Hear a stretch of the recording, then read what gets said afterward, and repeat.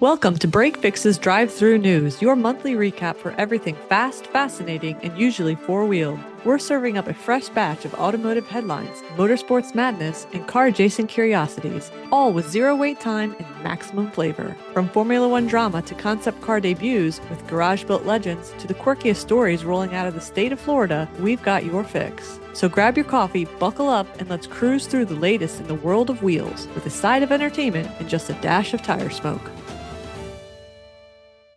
Welcome to Drive Thru episode number 60. We've been missing you, Brad. We're back. Number 60. Number 60. Better late than never. Number 60. See. Who loves you, baby? What is that from? That's from Kojak. Kojak. Yeah. With the lollipop. He's like, who loves you, baby? Yeah.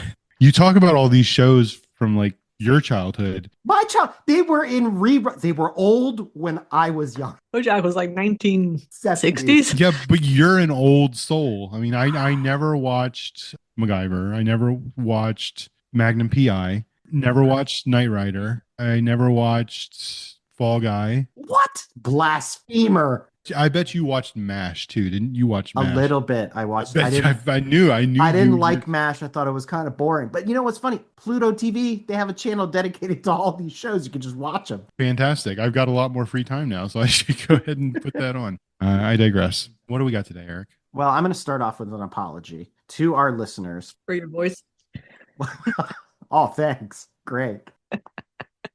Normally, when we do like a big thing, like you go to Le Mans or Classic or whatever, we take that month off. But instead, we did a recap with William and we took the next month off. But we had a very, very good excuse. Are you sorry for taking the time off, or are you sorry for coming back? That depends on the audience. Arbitron is going to send us new numbers and metrics. It's all going to work out. Scantron?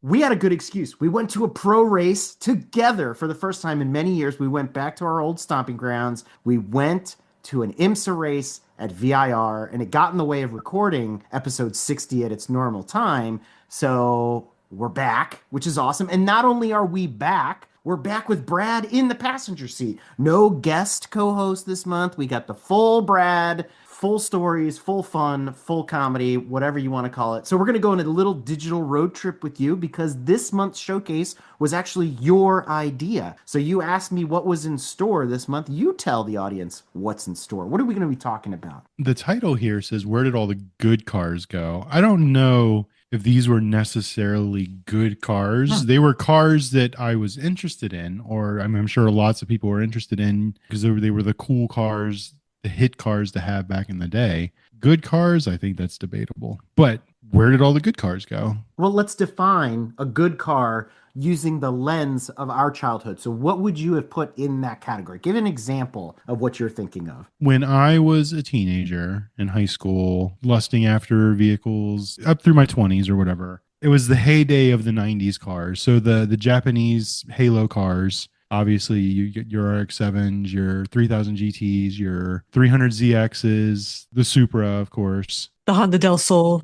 The Honda Del Sol, yes. Stop. Did you just say that? The Honda Del Sol. Mm-hmm. The Honda Quaalude. Had to add in those 90s cars. The mid-engine look with all the front-wheel drive trash. That's what Del Sol translates to in English. Yeah, that made no sense. Why was that car front-wheel drive with mid-engine? Unbelievable. And then it had that roll-down glass, that partition. Oh, the car was bizarre.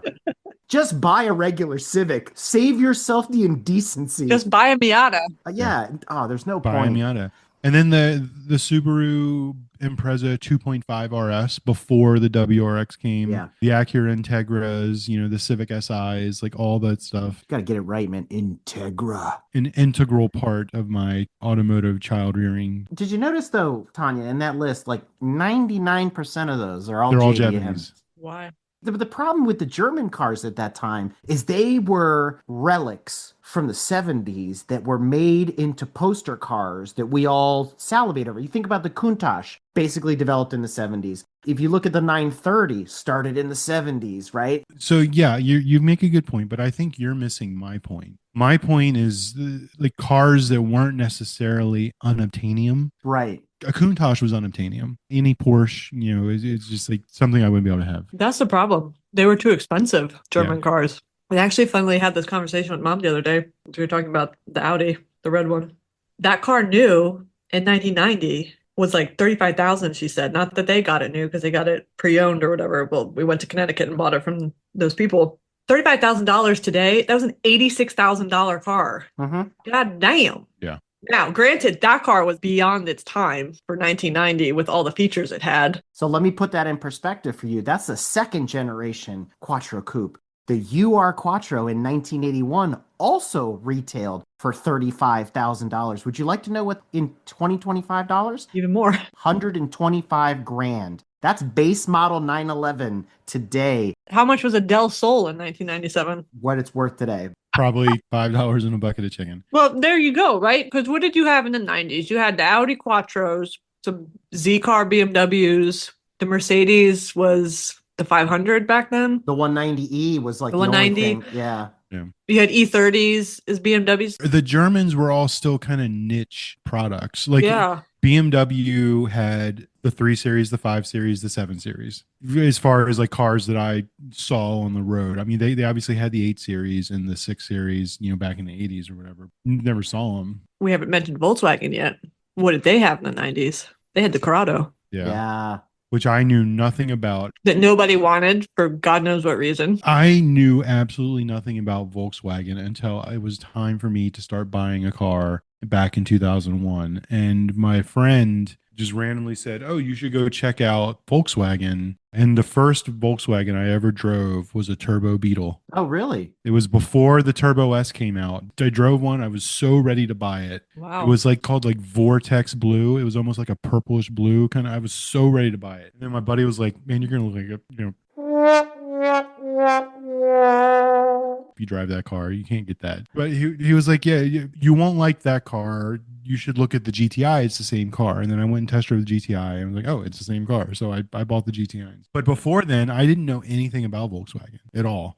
Even like hanging out with you in high school and stuff, like I had no clue. Yeah. I knew nothing about cars. But I think going back to your original question, where have all those cars gone? Simple math says that most of them have rotted into the ground at this point because you had some shoddy build quality. All the German cars weren't yet galvanized and, you know, they just rotted as you looked at them kind of thing. I mean, if you've ever looked at a late Mark II Golf that doesn't have a, you know, a hole the size of my head somewhere in it that it needs to be patched up, obviously that car's got 100 grand of restoration work in it, you know, that kind of thing. My point is, I think a lot of our generation, we kept our first cars. I know I didn't. You and I have been through so many cars over the years between the two of us. We've passed many people's lifetimes at this point. But like Tanya still has her first car and then has continued to amass cars since then. And so I would have liked to have done the same thing if I had the space, but I don't. I need a warehouse at this point for that. So I think there's people holding on to the cars. I think there's others that saw untimely demises where maybe they got wrecked or destroyed, or a lot of them got turned into track cars because you do see a lot of those 90s cars at SCCA and they're just getting the snot beat out of them and stuff like that.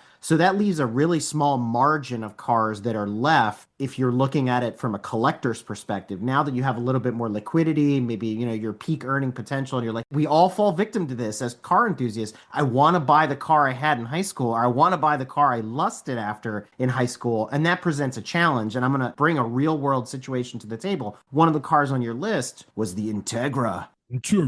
Especially the Type R, like the mid 90s to late 90s Type Rs, 97, 98. I think they were in their $30,000 price range. MSRP was $12,000. I looked it up. For an Integra Type R? Base Integra, 12 grand, right? So Type R, you're going to tack on top of that, right? Because I remember going to the dealership before I got the GTI and I was test driving them and I test drove like a GRS or like a, yeah, whatever the... There was a bunch of different models, GST and blah, blah, blah. Yeah. Yeah, the Integra GR-S or whatever it was. I couldn't afford the Type R. Let's take a base Integra, like the plain Jane, drive it to work. Let's say it's 12 grand. In today's dollars, that's only 24,000 bucks, right? Because you're basically doubling over what it cost 30 years ago. Yeah. However, blew my mind when I saw this article come across from the Drive. A Type R recently sold on Bring a Trailer for $204,000.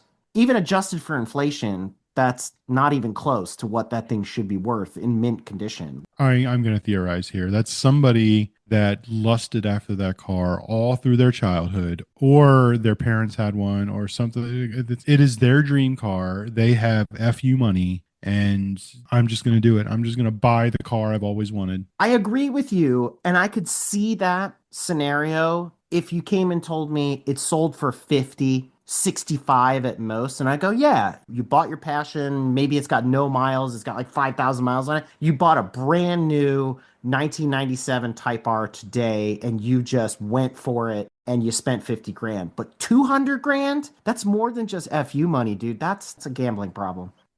That's more than some people's houses in the middle of America. But you can buy so much more car. Oh, yeah. And so that's also part of the problem. Like with looking back at these cars, the ones that may still be left, and it's like, I've got 40 grand and I want to buy a car, and I'm reliving my childhood, my youth and nostalgia and yada, yada, yada. And I want to go buy an RX-7 or a 3000 GT or something. They're hard to find or whatever. Let's be more realistic. I want to buy a manual V6 Maxima. Because those cars used to be the shit back in the 90s too. That's true. I'll give you that. They were quick. And I feel like that's more realistic than say like a Type R or like a Mark IV Super or whatever.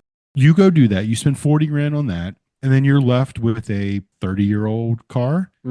Whereas someone that we know just went and bought a car that would totally outperform that car every single way for cheaper. 100%. Or for example, you could go to the dealership right now and pick up a Camry that would outperform that car that you lusted after in the 90s in every single way. Camry today would demolish an Integra. I know. It's ridiculous. Like 300 horsepower out of the box. Would be embarrassing. I'm glad you went to the Maxima, because that brings up another conversation that blossomed on Discord over the last month, which is another brand that was hot when we were teenagers, which we don't talk about too much today, which is Infiniti, which is a derivative of Nissan, right? During that whole period, Acura was the luxury version of Honda, Lexus the luxury version of Toyota, Infiniti's the luxury version of Nissan, right? It's a bunch of badge engineering, and we lusted over those cars because they were different and they were unique and they were cool, and it wasn't a Honda and it wasn't a Toyota. So Nissan, like we've said before, always pushing the boundaries in the JDM space. And I hate to say, with things changing as much as they are at Nissan, some of that might go away in the near future, but that's all to speculation. But when was the last time you saw an Infiniti? Because I read an article which spawned this whole conversation about how Nissan is going to come out with a new Infiniti that will revitalize the rear-wheel drive sports saloon market. Like, they're going to take on BMW and the M3 and the M4 and the M5 with this new Infiniti. And I'm like... They're already kind of doing that, though, because the Infiniti Q60s have the same motor as the 400 horsepower Z. We need to reverse for a second before we go down this road. Oh, do we? Yes, because what 1990s Infiniti was cool. That's where because the G37 came out in the 2000s, 2013. There was the i30. There was the Q like 80 or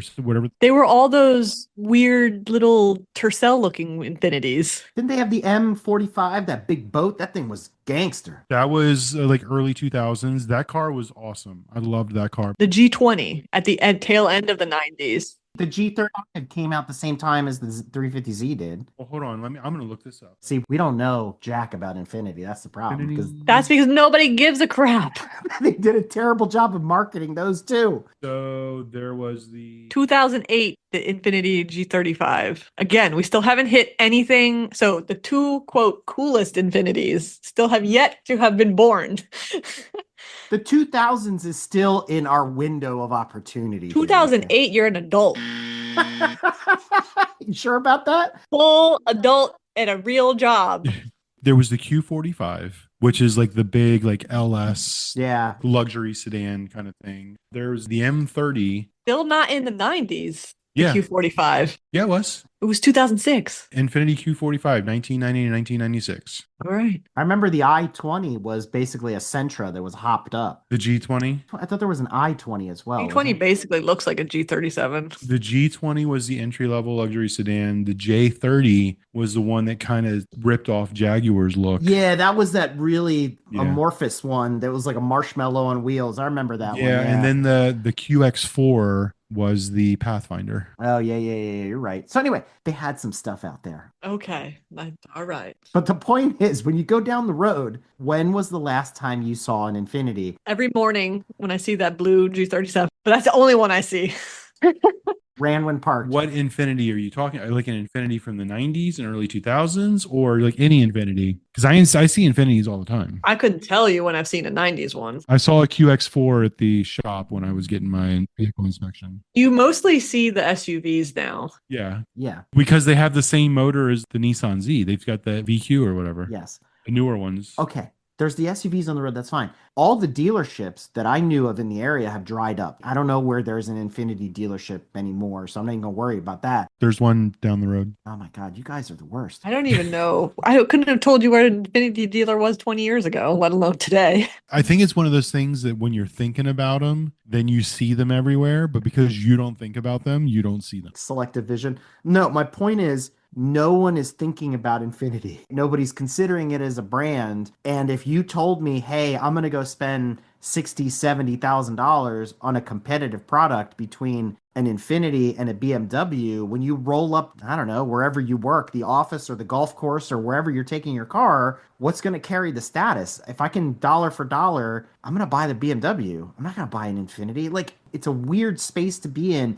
and it's a weird space for Nissan to target to try to build back their brand. It's like, sell a cool Nissan saloon, not an Infiniti, a brand that people don't recognize. Gotta sell a cooler Altima, baby. You gotta Oh, make God. those Altimas. To your point, the problems with the Infiniti, it's trying to compete, but it doesn't compete on any level. Correct. It can't compete with BMW because, like you're saying, it doesn't have the panache, it doesn't have the performance, it doesn't have the wow factor. Yep. Certainly doesn't compete with Lexus because it doesn't have the reliability. So it's sort of a dud. Yeah. Good for them. Nissan is coming out, hopefully, cross your fingers, more cars with manual transmissions. We'll talk about that in a little bit. So if they're going to add another one to the fleet, I would love to see this as some of the four-door Nissans that are sold in Japan. Just go with the Nissan brand, a brand that people recognize. We'll leave that where it is. Do we remember The time the Infiniti commercials? The guy with the apple? they have commercials. God, with the Apple. Wasn't that an Infiniti commercial? That like Britishy actor dude? Britishy. He was the guy who was in Pirates of the Caribbean as the governor or whatever. I think it was No. that dude.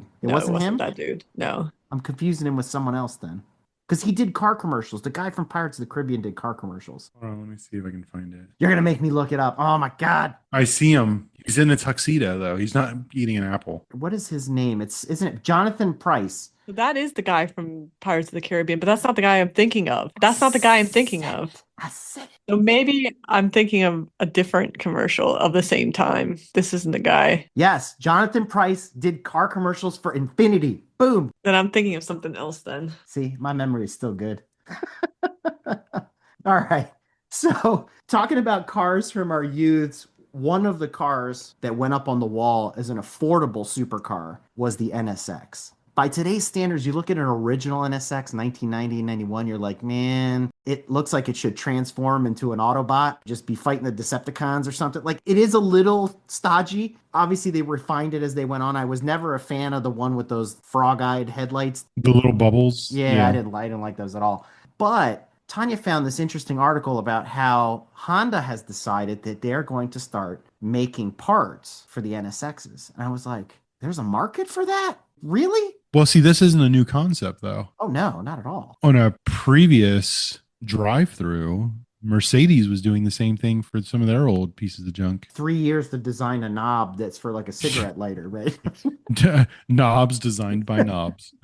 But that's not the only manufacturer turning up the Wayback Machine, is it, Tanya? No, because Toyota is doing the same thing for the AE86. Apparently, you can get new heads and new motors. Nice. You're telling me you can buy a brand new 2026, we'll call it, 4AGE twin cam. Initial D goes to 11,000 RPM kind of thing. Apparently, slightly upgraded. So, like, they have made them better. So they're not pulled out of the 1980s vault or anything like that, but they bolt in. The cool part about these motors, I have come to understand that the original 4AGE was basically a duplicate of a Cosworth like race motor. That's why they were so durable and so strong and made so much power, and they could rev to like literally 11,000 RPM. So with all that engineering in it, That's like one of the most sought after, normally aspirated motors like of all time. So that's really cool to see this come back. Now the question is, how much is it going to cost to buy a motor from Toyota? Probably cheaper than a Coyote. Probably cheaper than that Integra R.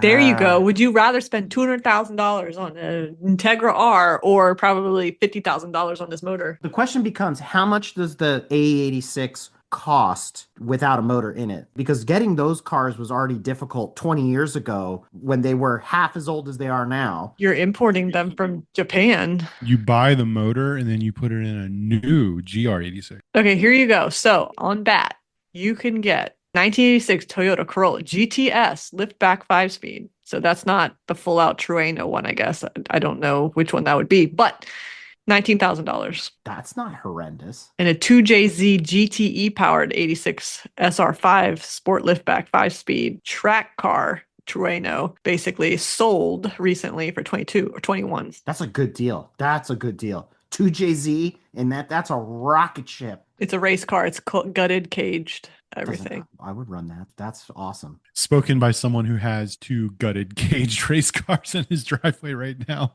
Hopefully 3 at some point in my life, but we'll get there. Switching gears from that, somebody had a note here that said, in reference to the whole Infiniti thing, Jaguar was another brand we hadn't seen in a while. And obviously there's been some change of ownership and all sorts of stuff going on over at Jaguar. Now, it's funny, Jaguar came up in a conversation recently with Tanya as we were doing some car exploration, and there's some really good deals out there on Jags, depending on what you're looking for. Forgot about this. Did you guys see this most recent one that they literally unveiled at Monterey Car Week this year? And this is why nobody thinks of Jaguar. It looks like a crown. It looks fake. It Yes. looks like something out of Batman the Animated Series cartoon show. Again, from the 90s. I was going to say Dick Tracy, but it's too modern to be like a Dick Tracy. But it's that cartoonish level of design. Nothing about this says Jaguar to me. No, I don't. This doesn't say anything. It's like a child did this. Actually, I'm the more I'm looking at it, I kind of like it. Don't say that. Kind of like it. I don't like that it's going to be $130,000. That's cheap compared to a 911. You got to compare it to 911 now. It's cheap. It's cheap compared to an Integra. 100%. People already don't like the Jaguar Land Rover rebrand thing that's been going on. And the logo, people are like, just put it back the way it was. Why did we get rid of the leaping Jaguar, and all the stuff that goes with, and the legacy that goes with it? They kind of checked it all at the door. The car is just awful. I'm like, I'm sorry. I think there's some other brands that have lost their way, but these guys don't even know where to start. Just go back into your catalog of cars. Would you prefer an auto manufacturer to think out of the box and take a swing? Granted, it's a swing and a miss. Or would you prefer an auto manufacturer to keep going back to the same dried up well of badge engineering and bringing back the Camaro, bringing back the Dart, bringing back the Challenger, the Charger, the Hornet, all these old names,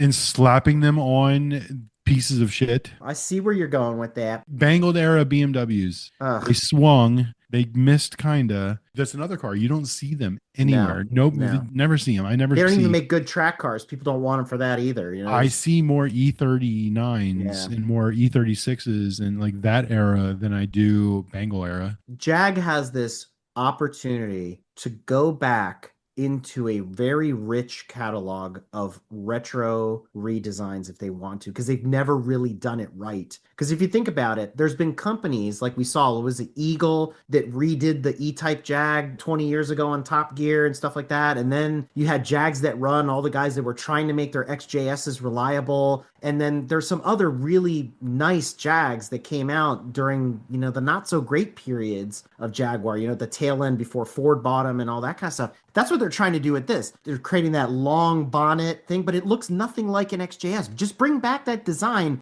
modernize it, add the safety, and put a reliable engine in it. That's all people really want. Those are things that make it not a Jag. Yeah, exactly. So instead we come up with this cartoon monstrosity. To me, I would prefer that companies did do a Halo car every now and again and do an homage to their past so that people can identify through the generations, like, man, I know what it means to be a Jag owner. Like, I really like that XJS, or I really like that E-Type, or I really want that MK120, that they remade for a couple of years, or whatever it is. And I think they could go back and restylize idolize some of those old cars because some of those were as aerodynamic back then as they are today. The link I just sent you, this is what you want. Oh, Lord have mercy. Yeah, and what happened is people would go into the dealership just to look at and be near those cars, and they would walk out with something else that they could afford. Did you see this Jag that she sent, Brad? I would drive this. Posting this in the show notes. I saw. This is hot. Didn't Jeremy Clarkson drive something like that? Jeremy's had his butt in so many cars. Who knows?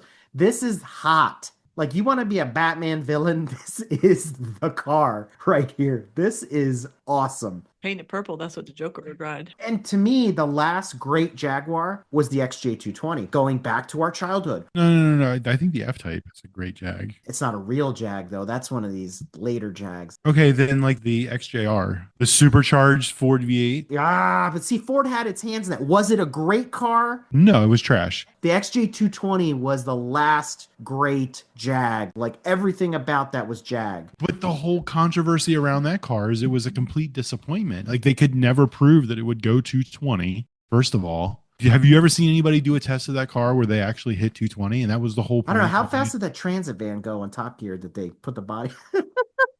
Weren't they racing a diesel Jag? They did do that too. Yeah. So anyway, Jaguar's another one of those brands like Infiniti where it's like if they're not doing their marketing right, they're not going to get anybody's attention. And when you're looking dollar for dollar, to Tanya's point, $130,000, there's a lot of car you can buy for 130 grand. It's not going to be that cartoon thing we saw at Car Week. Just off the cuff, thinking of a brand that we haven't seen in a really long time. Whatever happened to Daewoo? Oh my God. What was that sound? Daewoo, Suzuki, Isuzu. You know, the thing that killed me about Daewoo is that their emblem was the seashell thing. And I always thought about the 3 seashells. Demolition Man. He doesn't know how to use the seashells. The Daewoo's a piece of shit too. Anyway, but Tanya, you might have something for Brad to bring him back to our high school days. Another car that could make a comeback. Lord have mercy. Apparently, an electric Dodge Neon. I will say I like those wheels. You know, ChatGPT is amazing. It literally says that somebody designed this with ChatGPT. There is something timeless about the original Neon. It is one of those shapes that, okay, you could claim that it's dated, especially from the backside, but if, to your point, Brad, if you go back to the well and you clean up some of those designs, you could reintroduce them today. You need to shut up. You just said the Dodge Neon is a timeless design. We're not talking about a work of art here. It's an Econo Dodge from the 90s. Timeless. It's timeless because it's a 4-door sedan and that's it. There's nothing special about that car. Hi, Neon. It is a Dacia Sandero. Oh man, there's another brand. No neons then. The timeless neon. But to the point of the article, an electric neon makes sense. I mean, neon in the name. I mean, it just makes Well, sense. it's like the Beetle coming back as electric, which hopefully that happens, but it probably never will because Volkswagen can't see past the end of their own schnitzel. Speaking of 90s cars and classic timeless designs and car manufacturers we don't see anymore, the Saturn. Oh no, that's like cursing in church. So Saturn, if you look it up, it's like, how do we take a Vauxhall and an Opel, bastardize them, and then say, you know what, we can make it worse. We'll call it Saturn. That's what those cars are. And then there's that guy down the road's got like 9 of them. So bad. They had those body panels that you could like kick and throw things at. And Oh, that's right. That was part of their They were gimmick, the right? Cybertrucks before the Cybertrucks were Cybertrucks. They were made of Tupperware or something. Right? It's like ridiculous. The body cladding. They go whatever. when you open the door. Oh man. So good. That brings up a really good point, because doesn't the Tesla fart when you open the? When you ask it to open its butthole. Yeah. It's Maybe Elon is like a closet Saturn fan.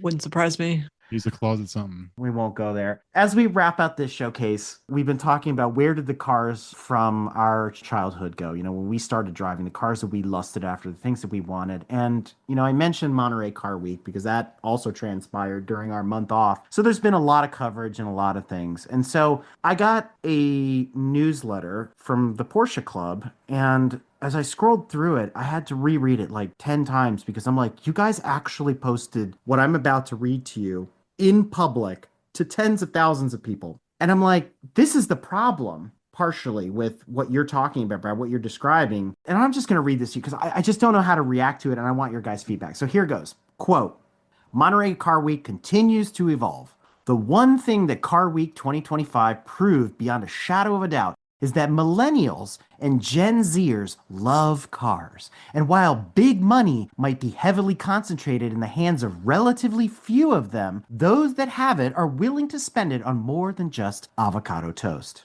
End quote. That was in their newsletter. And I said, okay, boomer. So we're already being snubbed by the collector market because it's all the older guys, our parents' generation and our grandparents if they're still with us. And I'm like, you put that in your newsletter? You didn't think I was going to read that? You don't think I'm in that demographic? What? Seriously? I'm going to get off my soapbox. Go ahead. You do get down on some avocado toast, though. I mean, it's good for you. Good avocado toast, man, with a fried egg on it. Some Got good tomato, protein and stuff. a little bit of oil and some salt and pepper. This is unreal. I think boomer's going to boomer. Thought make it right. Yeah, I I mean, know it doesn't make it right, but there's nothing we can do about it. We just got to wait for them all to die. Then we can inherit all the cool cars we don't want. We just need to outweight them. Then we'll start our own boomer-like car collection. Before we get off this topic, I was going to bring up a question or pose a question to the panel.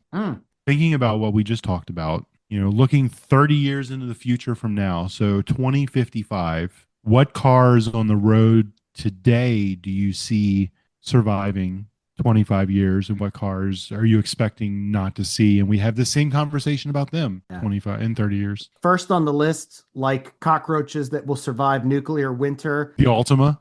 Yeah, well, the Altima. 2025 Altima still going strong. Followed by any NA Miata. Those will still be running around 50 years from now. And then I think outside of that, cars that, my kids might be lusting after is going to be Mazda 3s, Hyundai Velosters, Jeep Wranglers, like all the same stuff we lusted after. Hot hatches, SUVs and CUVs, because there's a ton of those on the road. And because they were affordable. Exactly. There they you weren't go. Seen as unobtainium. But before we completely close out this showcase, Brad, we got to do a little dashboard confessional, because you did just recently acquire one of your high school sweethearts, didn't you? Yeah. Mm-hmm. This would be my, let's see, got to keep your pants on if you got to count that high. This will be my 5th VW GTI. Yeah. One of them wasn't a GTI, but yeah. No, my 6th. My 5th Mark IV. Can you tell the audience a little bit about the new acquisition? Right now, it is dead on the mountain. It is covered in dirt and moss and mold and crap, but pop the hood. Pop the hood. We will overnight parts from Japan. It's a 2000 GTI 180. What color is it? It is dirt orange. No, it's called Tropic Orange, I think. But we're more affectionately calling it Pumpkin Spice Latte. Yeah. Your PSL. Because it was purchased in the fall, and it's only around for a limited time. I like that. It's really good. But this is going to be a first. We've done tons of Mark IVs over the years, and we have a lot of experience with those cars. But they started out running. This one ran with with parts. But we have never, ever resurrected a car from the mountain. I don't know if we know what we're getting ourselves into. Well, who wants to resurrect a Taurus or a Mercury Sable? I know where there's a neon too. Tanya, to your point, I actually was looking at that car. Every time I go up to the mountain, I'm like, I could do this. I could do this car. But then I remember it's a neon. It's a neon with a Mitsubishi 16 valve, though. It's the good neon. But I could drive that timeless design. In that timeless brown color. Brown, yeah. Another timeless design that's better than a neon is Mark IV Volkswagen. That's the last Golf that still looks like a Golf. To me, they look like little bulldogs. Yeah, they do. They do look, especially when you fix them up, they're pretty aggressive. So I'm looking forward to turning wrenches with you and working on this project. I think it's going to be a lot of fun. But I also feel like Gene Wilder and Young Frankenstein, and when we do get it running, alive! It's alive! It's alive! It's going to be a process. Yeah. For sure. At least it's not going to the track. Well, you never know. We got to shake it down, right? It's not going to be built like a track car. I'll put it that way. Yes, I took Eddie too far. Pumpkin Spice is going to be something nice. It's going to be a good blend. Just a kid. It'll be a nice little spicy blend. Does it come with that cardboard sleeve just so you don't burn yourself? Yeah, it should. It should. All right. Well, we're going to move on to our regularly scheduled ranting and raving, continuing with Volkswagen and Audi news. All right.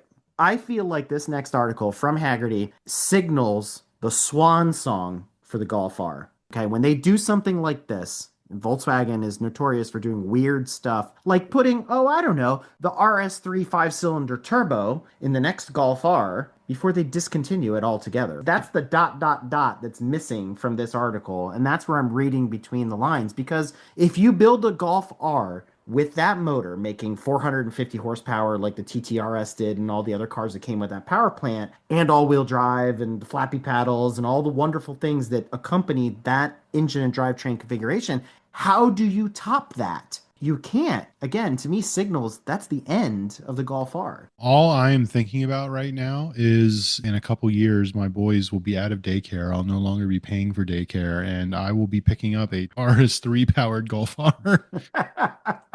Or I'll just pick up an RS3 because the motor's already in it, and they'll be cheaper. I just want the motor. I don't care about the rest of it. Let me put that in something else, and let's go from there. Put that in a neon, the timeless design. Shut up.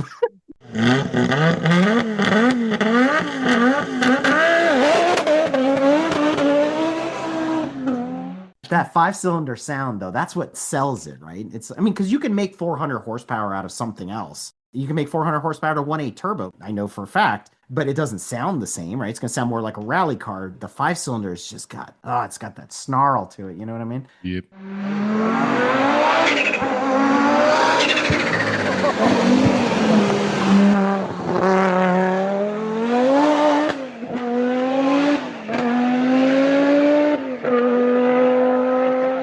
Speaking of 5-cylinder sounds, remember a couple drive-thrus back, Audi had made an announcement that they were changing their design language for the next generation Audis, starting with whatever chassis number they're on now. And so the Audi Club of America put out the pictures of what the concept car looks like for this new design language. But what I thought was hilarious was, end quote, comes with virtual gearbox and synthetic 5-cylinder sound. This was designed by the same person that designed the Jaguar. I was just about to say they must have partnered together. I love how they call this the vision for the future, new era of clarity. Was Ronnie Millsap behind this? Because that guy can't see. You know what I'm saying?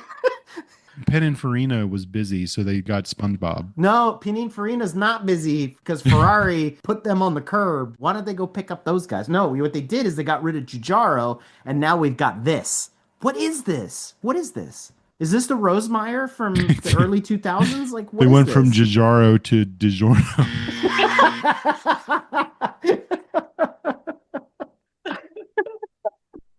That's good. That's real good. Well, if that wasn't enough, this next one is what signals my final nail in the Volkswagen coffin. Like, I've been exiting this stage for a while, and it's been a very, very tough journey because we have had Volkswagens in the family nonstop since the 1950s, and it's very hard to break the brand loyalty, right? But I'll just read this to you. Even Volkswagen is doing horsepower subscriptions now. For an extra $22 a month, you can get 27 more horsepower in an electric car. This just makes people never want to buy an electric car. This makes people never want to buy Volkswagens. Why would you do stupid stuff like that? Well, BMW did this before, not with the horsepower. And doesn't Tesla do this with their horsepower too at some point? It's an electric car thing, I think. It is not a good thing, though. Oh, no, it's not a good thing. Just like everybody that's canceling their Disney and Hulu subscriptions right now, what happens when the AI chatbot that you cancel your horsepower subscription to goes, thank you, your membership has been canceled, now your car doesn't start? I'm sorry, I'm done. There is no infinite wisdom here. There's no foresight. And there's also rumors, you hear all sorts of stuff about Porsche's walking back the electric Cayenne or whatever it's called, and they're going to go back to gas and all this. And, it's all this hokey pokey stuff. And then we're getting the 5-cylinder turbo in the Golf R. Yeah, okay, whatever, Volkswagen. They've just lost their way. I'm sorry. I've said it before. I'll say it again. So, Brad, in the showcase, we talked about reaching back into the coffers and kind of pulling out old designs and bringing them back to life. With a little bit of Stellantis persuasion here, Ferrari reveals the first new Testarossa since the 1990s. Badge engineering, just like everybody else. Yeah. This thing's ugly. I don't see it. There are certain Ferraris that are just Timeless? Is that the word? This episode is timeless. this episode is But this episode is powered by or sponsored by Timex. they're iconic. There you go. That's yes, iconic. Like the Testarossa, there's nothing else that looks like it. It's like an F40. There's nothing else that looks like it. It was the same with the original Countach, and then they redesigned that. There's nothing else that looked like those. And it's like, this doesn't even, I don't know, this doesn't even whisper Testarossa. No, it whispers more SF90. Yes, because it's going to replace the SF90. Where are the gills on the side? The Strakes, as they like Yeah, to call them. whatever Yeah. they were called. Yeah. It looks more like what was the predecessor to the F40? No, I think it looks like the 365 Daytona in the front. It looks like the picture of the red front. Honda could have made this and called it another NSX. That's true too. From the back, it looks like every other new Ferrari, the SP2 and all those prototypey LaFerrari things. The front, because of that black stripe and those little orange things that come down, that reminds me of the Daytona, but it doesn't scream Testarossa at all. No. So the real question is, which they don't show us a picture of the motor, does it have red heads? Because if Right. it doesn't have red heads, then it's stupid. But it's got blue seats. Well, it's got red head covers. Whatever. Yeah, it's got red heads. I found some other pictures. When I saw the first pictures of this, because obviously I talk to William from the Ferrari Marketplace all the time, and he's in the know on this kind of stuff, I immediately asked him when I saw the pictures, like, would Don Johnson drive this? And he's like, hell no. So to me, that's sort of the litmus test. Like if Don Johnson, Miami Vice, they had a Testarossa, if he wouldn't drive this, it'll sell, but it's going to sell to a totally different demographic of people that know what it means. But regardless, I think it's stupid. No. This might also be the same reaction that people that were alive to see the 1957 original Testarossas, with the pontoon fenders and all that, when the one in the 80s came out, they go, this looks nothing like the Testarossa, because it was a complete step away, right? The design language was all wedge, and then the classic strakes that we know and all that kind of stuff. So we're seeing that again, and maybe, and this is what I'm saying, just a word of caution, we have to be a little bit more open-minded about the design, but as a purist, it doesn't do anything for me. I think it's old man yells at cloud. To To your point. We had the same argument when the Countach came out, the new Yeah. Countach. The general consensus was, at least in my view, I thought it was a great looking car. I loved it, but it shouldn't be called the Countach. Yes, but at least when you looked at it, you could see Countach DNA in it, Yeah. even though you knew it was a Murcielago or whatever it was underneath. Aventador or whatever Yeah, whatever, underneath, right? yeah. Yeah. Yeah, but this, you don't see 90s Testarossa at all. No, And you don't see 50s. no, definitely not. Other than the actual heads being red, you don't see anything. I mean, if you put a McLaren badge on it, I wouldn't know the difference. Maybe. But at any rate, Brad, guess what? We thought we could get away with it. We got some Mercedes news thanks to Tanya. Why are we wasting our time with this? Once a year. We do this once a year. So here's the punchline. Is a Benz still a Benz if it's powered by a BMW? The Supra is powered by a BMW.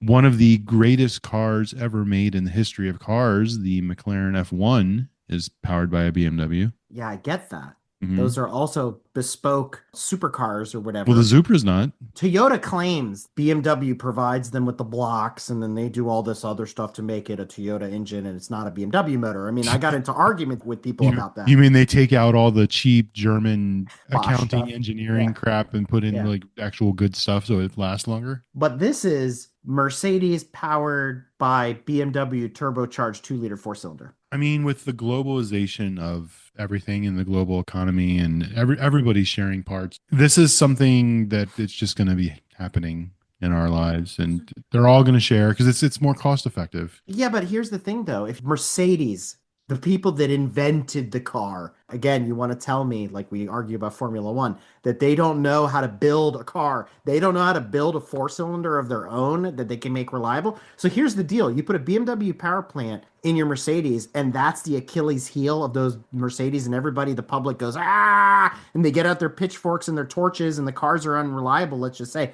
it could happen. Weirder things have happened. And now the reputation of Mercedes is besmirched. by the fact that they sublet out the motors for these cars rather than building it themselves. To me, it's a stupid strategy. It doesn't make sense. To me, it's a cost-saving strategy. Exactly, because they're putting all their eggs in the EV basket, so they don't want to put R&D into ICE. And so it's cheaper for them to just go partner and buy a motor. Yeah, and it's going in their cheaper cars. Not saying it's right, but It's going in the cars that the A-Class. the Mercedes purists aren't going to buy anyway. Why not just buy a BMW powered by a BMW 4-cylinder then? No, because what BMW has a 4-cylinder? So you mean go buy a Mini? No, the little 3 The Series the have 3 4 Series cylinders. comes with, you can get with a 4-cylinder turbo. You can get with the same motor. Wow. So to Eric's point, yeah, why not just go to buy the BMW? Just buy a BMW. To me, that's silly. So Eric, we, this panel, are car enthusiasts. Yes. We eat, sleep, and breathe car knowledge and stuff. We are a very, very, very, very, very small minority percentage of people that buy cars. When was the last time you bought a new car? The people that would go to the Mercedes dealer, They don't care. Yeah. they wouldn't know BMW motors in it. It's going to have a Mercedes badge on it. It's going to have Mercedes plastic on top. It's not going to say BMW anywhere unless you start taking parts off of it. Nobody's going to care. 90% of the people aren't going to care. That's like the Porsche people with their V8s that don't know that they're Audi V8s, or the V6s were Volkswagen engines, blah, blah, blah, blah, blah. I get it, right? So it's the same thing. But that's at least within the family. So it makes sense that Audi will build the V8s for Porsche and Porsche's designing something else for somebody else and they just swap it around. But BMW and Mercedes are competitors. That's sort of what I was getting at. This at least makes more sense than BMW giving motors to Toyota. Yeah, that Or you know, how about Toyota and Subaru selling basically the exact same car and That makes no competing with sense. each other? makes no sense. Or how about even better, GM competing with GM with the Pontiac Firebird and the Chevy Camaro, or the GMC Sierra and the Chevy Silverado? They're the exact same vehicles. They are competing with each other. It is the stupidest thing in the But world. people don't even realize it. My GMC is better than your Chevy. Yeah, it's got the same motor and the same chassis, and it's the exact same truck with a different badge on the front, but mine's better. And on Tuesday, Jim Bob put the bow tie on the front, and on Thursday, he put on GMC on the same assembly line, right? But to the main point, normal car buyers, especially in this market, they're not going to care. They don't care. But you know what they are going to care about? Safety recalls. Oh. And Brad, this is one of your favorites because we haven't had one of these in a while. Would you like to inform our audience, our listeners? Do people get locked in the trunk again? No, the brakes, I think they fixed those Is too. the hood coming off?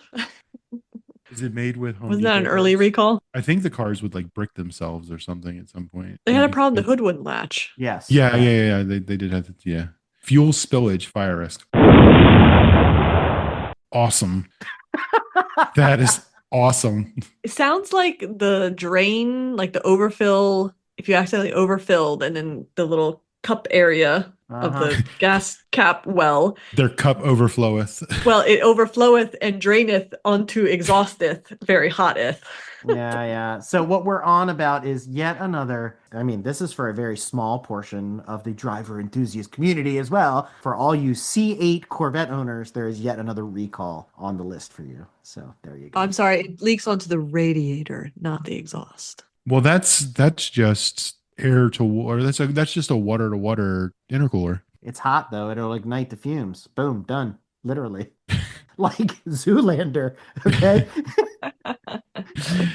It's like they saw Tesla with all the car fires and stuff. And like, hold my beer. This is a rare occurrence, and malfunctioning filling station pumps appear to be a contributing factor. What is malfunctioning on the fuel pump? The automatic shutoff I said Zoolander. is not automatically shutting off. Even though every fuel pump I've ever been to has a warning sign that says, do not leave the pump unattended. I bet you these idiots are going to Wawa and they're running inside to get their burritos. While I'm waiting for them to get back in their car so I can fill up. Yeah, exactly. But I feel like I've had pumps, you put the lock in and then it goes thunk and then it releases. I feel like I've had pumps where that hasn't released and yet the fuel has still stopped flowing. I've also had pumps that did not stop flowing. That's the malfunctioning one, I guess. They've happened to me like twice. That one speedway in the middle of Illinois. In 26, 27 years of driving, that's happened like twice.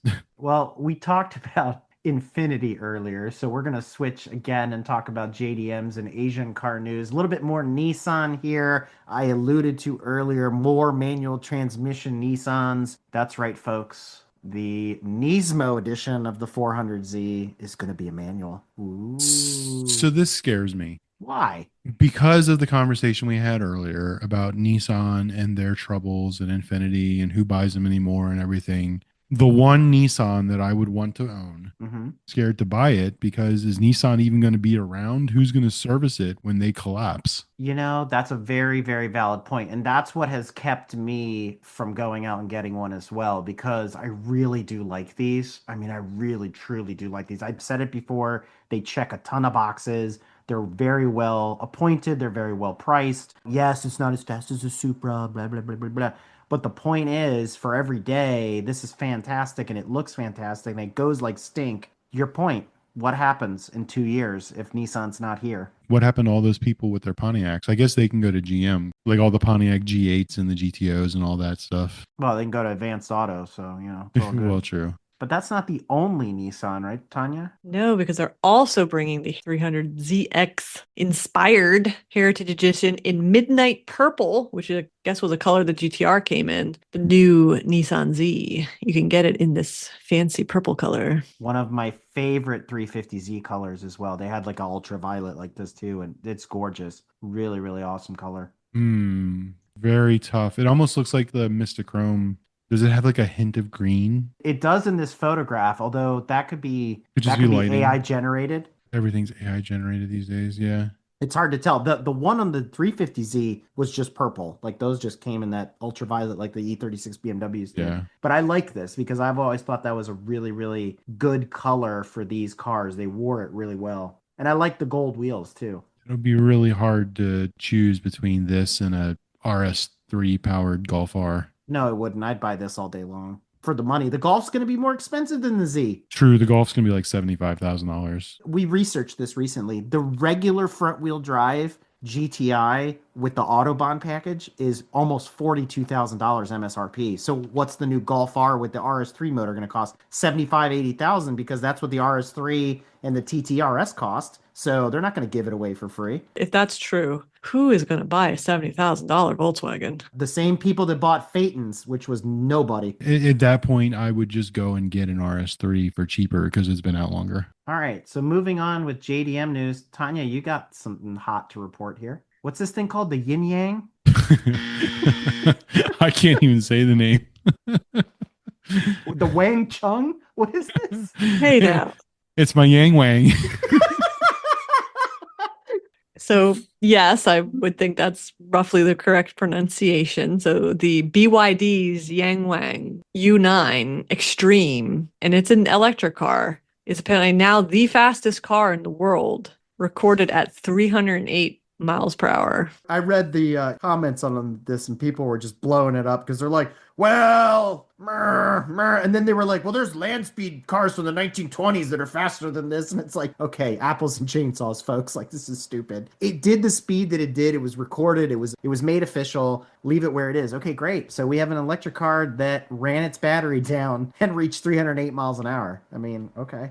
How many times can you do that in a row? At least with the Veyron, you could refill it and do it again moments later. It's an interesting looking McLaren. It does look a lot like a McLaren. So here's the thing I remember about when the Veyron set the production car record. The big thing wasn't necessarily the power. The power plant in the Veyron was massive, 1,000 horsepower, quad turbos, W16, and all this crazy stuff that they came up with. And it was a slippery car, so it cheated the wind and everything that it had going for it. But the tire manufacturer was the big deciding factor as to whether or not it could reach that speed. What didn't impress me was that they made an electric car with enough juice and enough motors and enough potency to get to 300 miles an hour is who made those low profile tires that could do 300 miles an hour, because that's more interesting than the car. Does it say who made them? No, I haven't been able to find that. Hold on. One person speculated that it was probably Michelin. Okay, great. That's not fact. GD tires. Oh, okay. Yeah. Goddamn tires. GITI. I got my My- GDs and my Yang I was Wang. gonna say, my Yang Wang's got some goddamn tires. BYD was able to set new EV land speed record equipped with the GD Sport E.GTR2 Pro tires, a tire pattern that was specially designed and developed in collaboration with the Yang Wang team. My Yang Wang's got a team. Can you imagine rolling up with a t-shirt that says Team Yang Wang? The jokes write themselves. I mean, there's nothing you could do. Yang Wang. Hold on, who makes GD tires? So it's a street legal semi-slick designed for electric supercars. There you go. And it only comes on one, the Yang Wang. Collusion. As we wrap up our Asian car news, we actually have some sad news this month, right, Tanya? Yes, I saw this. Tsutomu Matano, the quote father of the Miata, passed away at 76 years old a couple days ago. So he not only is responsible for the Miata, he's also responsible for the FD RX-7. I actually interviewed a couple of years ago Professor Norman Garrett, who was Mr. M's right-hand man in designing the Miata. He developed parts of the suspension and all the things that we love about the Miata. And I urge people, if you've never dove into the creation story of the Miata, to go back into our catalog and listen to that episode. It was a couple of years ago, but he also talks about working on the third gen RX-7 with Mr. M as well. So it's pretty cool. But, you know, sad to see a legend in the design world, unfortunately, taken from us. I don't know. The Miata lives on. I'm curious to see what comes next for Mazda in that department. They're doing good things elsewhere. Nowadays, I'm seeing them all over the road. It's crazy. What, Mazda Miatas? No, Miata. No, I'm talking Mazdas in general. But I haven't seen any of the new Miatas on the road, like hardly. Do they still make the ND Miata? I think so. Well, that's because they're all Miata Cup cars. And then until, you know what I mean, they got to make their way through the system. Maybe the Mid-Atlantic's not a great weather place for them. No, I think you see them probably more in the Southwest than California and places, Florida, places like that. You definitely see them at the track, that's for sure. I mean, Brad, when we were at VIR, there's a whole cup series of ND Miatas. I mean, there was probably 35 of them out there running the track. It was nuts. It sounded like a swarm of hornets. It was bonkers. Shout out to Sally Mott. Unfortunately, she had a bad run. Mazda's always made really interesting looking, sharp cars to me. Something about them, for whatever reason, they're just, I used to love the 626. If we go back to our original topic, like you never see 626s anymore. The Mazda Speed 6. The Mazda Millennia. Oh my God. Oh, wow. What? That's like Windows ME edition. Come on. Remember the Mazda Millennia? Yes, those were nice cars too. Forgot about that. Their styling is just like, if I was in the market for an SUV right now, I would totally go look at the CX-90. Yeah, those are really nice. And with that turbo inline six. They're really, really slick looking. Yeah, that's a BMW takeout right there because you can get it for a lot less than an X5 and it's as nice inside and out as the BMWs are, or at least the BMWs used to be, right? Because the Germans are starting to make stuff a little cheaper. Yeah, the thing about the Germans making stuff cheaper is they're using cheaper parts. Mazda's been making things cheaper just because they like making things cheaper. Yeah, that's true. Well, we don't often have motorcycle news, but we do have motorcycle news. And I think this one would shock you guys. We're probably not sad to see him leave Formula One, but all I'm going to say is that it's going to make MotoGP super interesting now that Gunther Steiner is a team principal. Is he? Of what? Yes! Yes! And he owns a MotoGP team now or whatever. It's going to make Ride to Survive Season 1 really interesting. I didn't know Gene Haas bought a motorcycle team. God. Fucking Gene Haas. Can you imagine? I mean, maybe it's the right place for Gunther. I don't know. Good luck to him. Going into next year, he's going to be at the head of Tech 3 Racing MotoGP team. Full ownership. It'll be backmarker team. So in order for him to get the job as team principal, he had to buy the team. I mean, if you ain't first, you're last, right? Also in motorcycle news, I thought it was cool to see the other series. You know, there's MotoGP and then there's Moto America. And Moto America's season finale is going to be in our backyard and will be over by the time you listen to this episode. But here at the tail end of September, Moto America will be finishing out its season at New Jersey Motorsports Park. How cool is that? So I want to keep that on our radar for next year because it has been on my bucket list to go to one of these like high-end motorcycle races like MotoGP or Moto America and check it out. Because on TV, it's like, like car racing on TV I can do. Motorcycles, for whatever reason, I can't. But I'd really like to go see one in person. So, Brad, that's going to be one of our adventures for next year. And if Moto America is coming to NJMP, well, why the hell not, right? Do they go to VIR? If they go to VIR, I am so there. I may be like, we got to figure it out. I would love to watch the race with the baggers. Yeah. Yeah. Here it's really entertaining. Those bikes look really cool. Switching gears to EVs and concept cars. What do you got for us, Eric? Well, I want to go back. And unfortunately, Brad, I don't know if you listened to the episode where William covered for you and we talked about our adventures in Europe. One of the things that came up was William and I were talking about the rules and stuff in the EU were more electric cars, more electric cars, more electric cars. I wanted to circle back. I wanted to ask Tanya, as much as they push for electric cars, I didn't see any charging stations anywhere. So I kept wondering, like, where are people charging their EVs in Europe? And I stopped at a couple auto grills, and I can't say, maybe there were a couple end spots. I don't know. I don't remember. And if they are, they're very well hidden, or maybe they're in people's personal garages, or they're charging at home or something like that. Because over there they already do 220, so you could do a level 2 charger like right off the bat. But it was something that William and I had talked about after the episode, and he goes, "Yeah, man, I remember we were talking about it, and there were no chargers even in France where we were. You didn't really see them." And I was like, it's really bizarre because there's such a big push for EVs in the EU. So if somebody's got more information on that, I would love to know like how they're doing their charging on such an old infrastructure. I mean, we talk about our infrastructure problems as well, which leads into something I found interesting that one of our members posted about how the US government is taking away the ability for EVs to run in the carpool lanes in California. Really kind of weird, and especially weird for a state like California,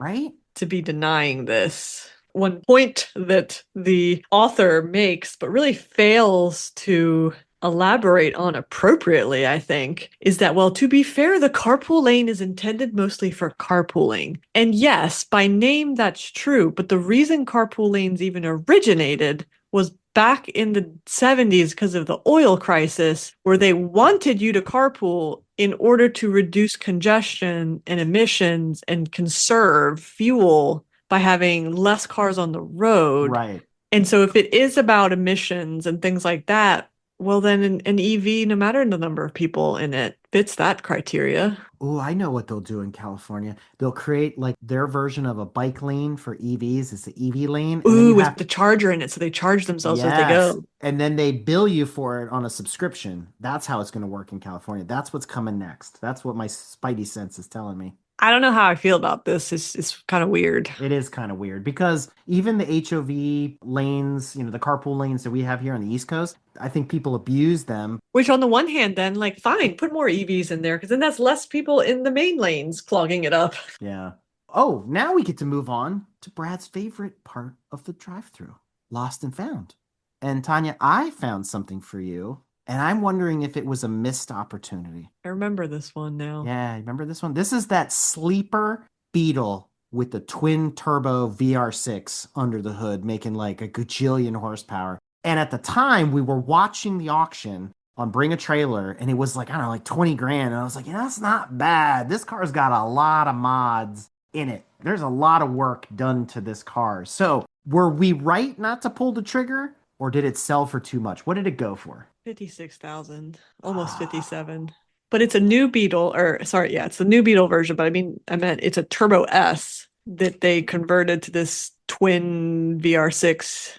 And so my hang up, even at $20,000, is I know what it means to work on a 4-cylinder new Beetle, that it barely fits. How did they fit? Like, you ever have to do maintenance on this thing, it would be an absolute tragedy. From the photo, I think you have to disconnect half this intake just to get the battery out now. And it's all-wheel drive. It's basically an RSI with twin turbos. Which I hope they would have imported one then, because if they converted a front-wheel drive to all-wheel drive, my God. That's a tube frame rear end. I mean, you just have to look at it at the pictures of it up on the lift. Oh, yeah. That's sick, though, dude. I mean, for the amount of work they did on it, 20,000 would have been an absolute steal. Yeah. For the labor and the time that went into it. one could argue maybe even at 50,000, that was still a good deal. All-wheel drive conversion, VR6s, blah, blah, blah, everything else that's got going on with it. One of one Beetle. But this was done professionally. This was an HPA Beetle out of Canada. This was back in the heyday when they were competing against EIP Tuning, which became IAG, the big Subaru guys. They built their Monster R32, which HPA had one,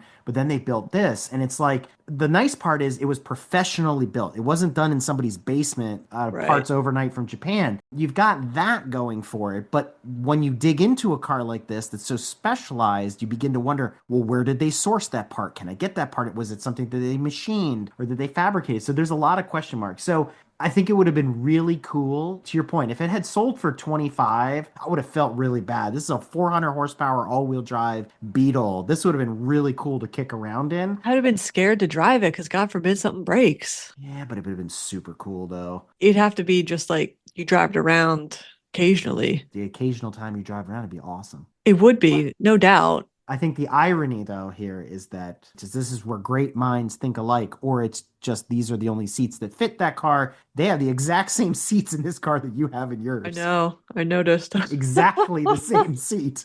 I was like, wow, look at that. Somebody back in the day, and I thought it might have been HPA, but I can't remember who it was, made a mid-engine S4 powered Mark IV GTI. Oh, yeah, you're right. That did exist. And then the factory did that crazy Mark V W12 thing. That, proof of concept. I'm trying to remember who did that mid-engine Golf. Was it Dahlback? Oh, it's the Dahlback car. Yeah, they did that. They also did the inline 5-cylinder turbo Golf that was like ridiculous. They would shoot flames out the back and stuff. They had all sorts of crazy cars. I think they were in like Sweden or Germany or somewhere. I think I had that Dahlback Golf as my screensaver for a while back in the day. Yeah, they called it the RSI or RST or something like that. It's been a while since I looked at those. But at any rate, our friends Gray Chevrolet and Chuck LeDuc, they sell cars all the time. But did you know that Amazon sells cars now? I know Amazon sells houses. Yeah, because don't they have that pickup truck? Bezos's pickup truck? This is Hertz is selling their fleet through Amazon. Oh, so you can one click buy now? That's what I'm saying. Your car shows up next day prime delivery on a Carvana tow truck. I've said it before. No one aspires to own a rental car. Let's just nip this in the bud. Would you buy an rental car from Hertz through Amazon? How desperate do you have to be? There are a lot of channels there you got to go through. Everything from A to Z. All right, fine. I'm going to do a Brad version of this question, all right? Here we go. Hertz through Amazon or used Nissan Altima, which do you buy? Used Hertz Nissan Altima through Amazon. That's like the worst of the worst. Oh, and to quote the article, to make you feel safe about buying these Hertz cars, the vast majority of people renting something like a Nissan Altima oh my God, aren't launching it off a ramp or doing burnouts in a parking lot. I beg to challenge that statement. Yeah, right. Because Nissan Altimas, they live a rough life. They've seen some things. Rental cars in general live a rough life and have seen some things. The last time I had a rental when I totaled my Camaro. I had a Trailblazer and I blew out the power steering doing donuts in the snow. And I just drove it back and said, "Hey, the power steering stopped working." They gave me a new one. Don't know what happened. Also, the tires are bald. Yeah. I don't know what happened. It just stopped working on me. I'm gonna go buy a car now. So leave me alone. Oh boy, we've only done this a couple times this year, and we only have a couple more full drive-thrus left. Are we actually going to talk about Tesla? I mean, I thought we took the year off.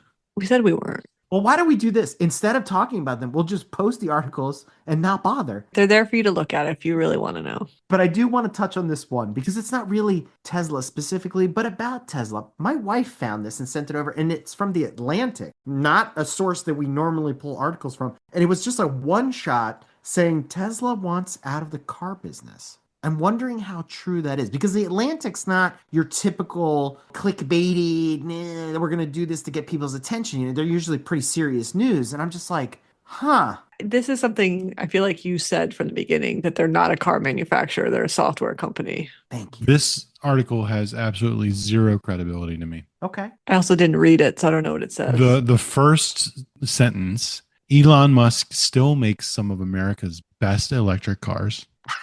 Bullshit. And then here we go. Because Cybertruck.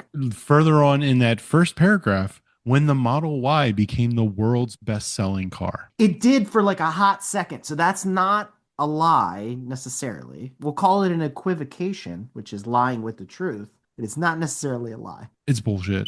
Okay. I don't give a fuck what the numbers flag say. on the play. The F-150 is the world's, the Toyota Camry or the Toyota Corolla or whatever is the world's best-selling car. Not in America. F-150 is the best selling F-150 car. in America. Yeah, true.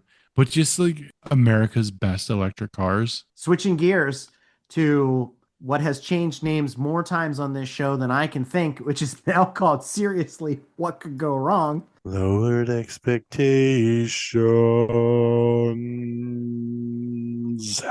Formerly Lowered Expectations. How many times do we change the name to these segments? It's whatever you come up with, Brad, whatever suits your fancy that month.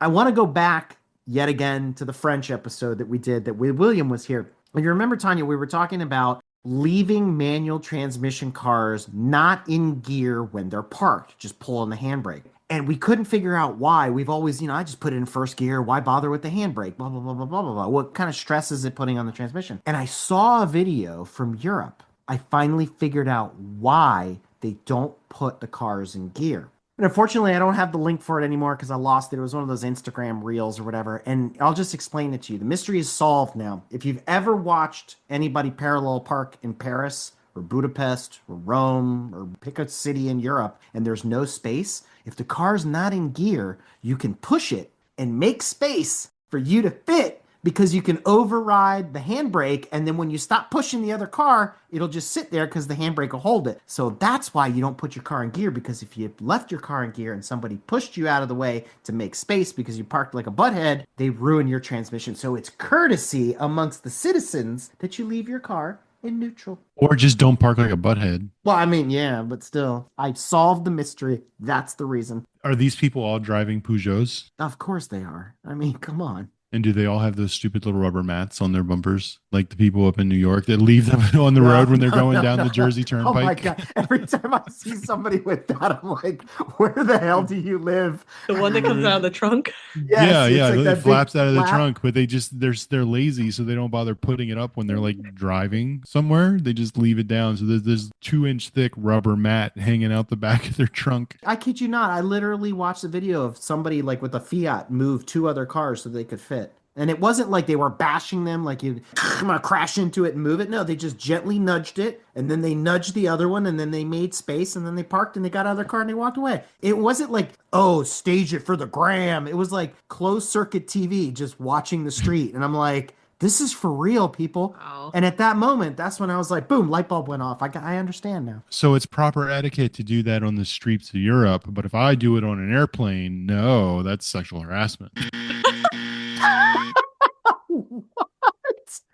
That's okay, because Southwest has assigned seating now, so it's all good. It'll fix all the problems. Yeah. Oh my Never God. sit in the middle. That took a left turn. Dude, I make sure I fly in a different row than you when we get on a plane.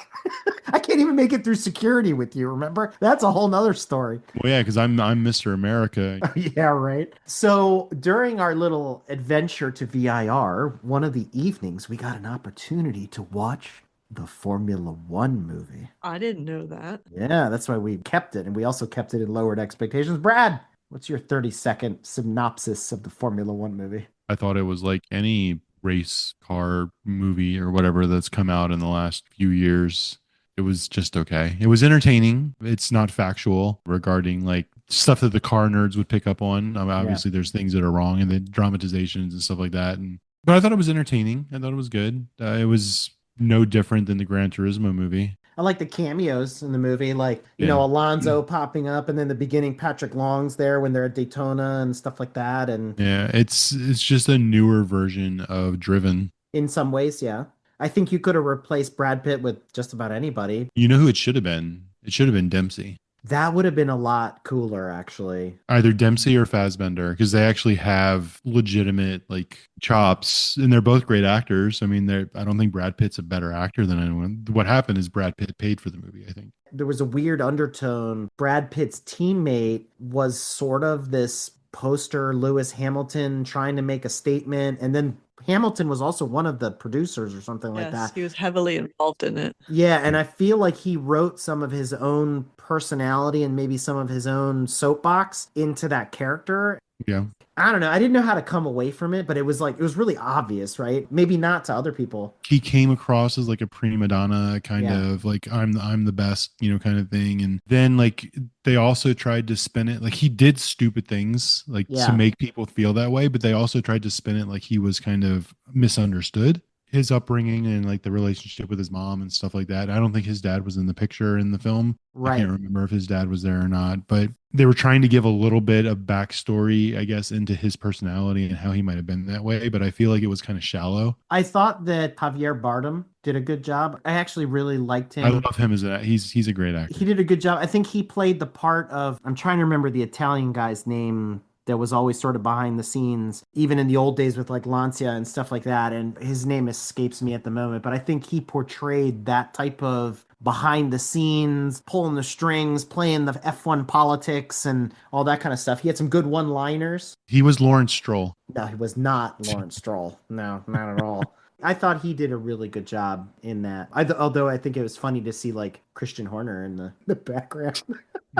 Kind of dates the movie a little bit based on recent events, but I know you're heartbroken over that, Brad. I mean, Christian Horner's gone from Red Bull. Yeah, I don't care. Christian Horndog, what? Yeah. But we'll come back to Formula One in a minute. Well, Tanya, have you watched the F1 movie yet? No, have not. No spoilers. No. No, that's why we don't want to tell you anything more. But when you do, you let us We'll know. do this again. Then we'll do it again. It's sort of like the Senna thing that took 6 months for you to watch. You know what I'm Well, saying? where can I watch it? You can watch it through Prime. You don't have to have Apple. But you have to rent it, That's how we watched it. which means you have to pay for it for $12.99 You can watch it now for 49 cents on YouTube, apparently. for 5 hours.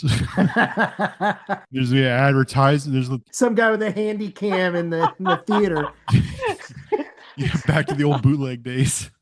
Maybe they go to that movie theater that William goes to where it's like $7 and you got to shuck your own popcorn, that kind of thing. $20 to rent it? How much is Yeah. it to just go buy? 22.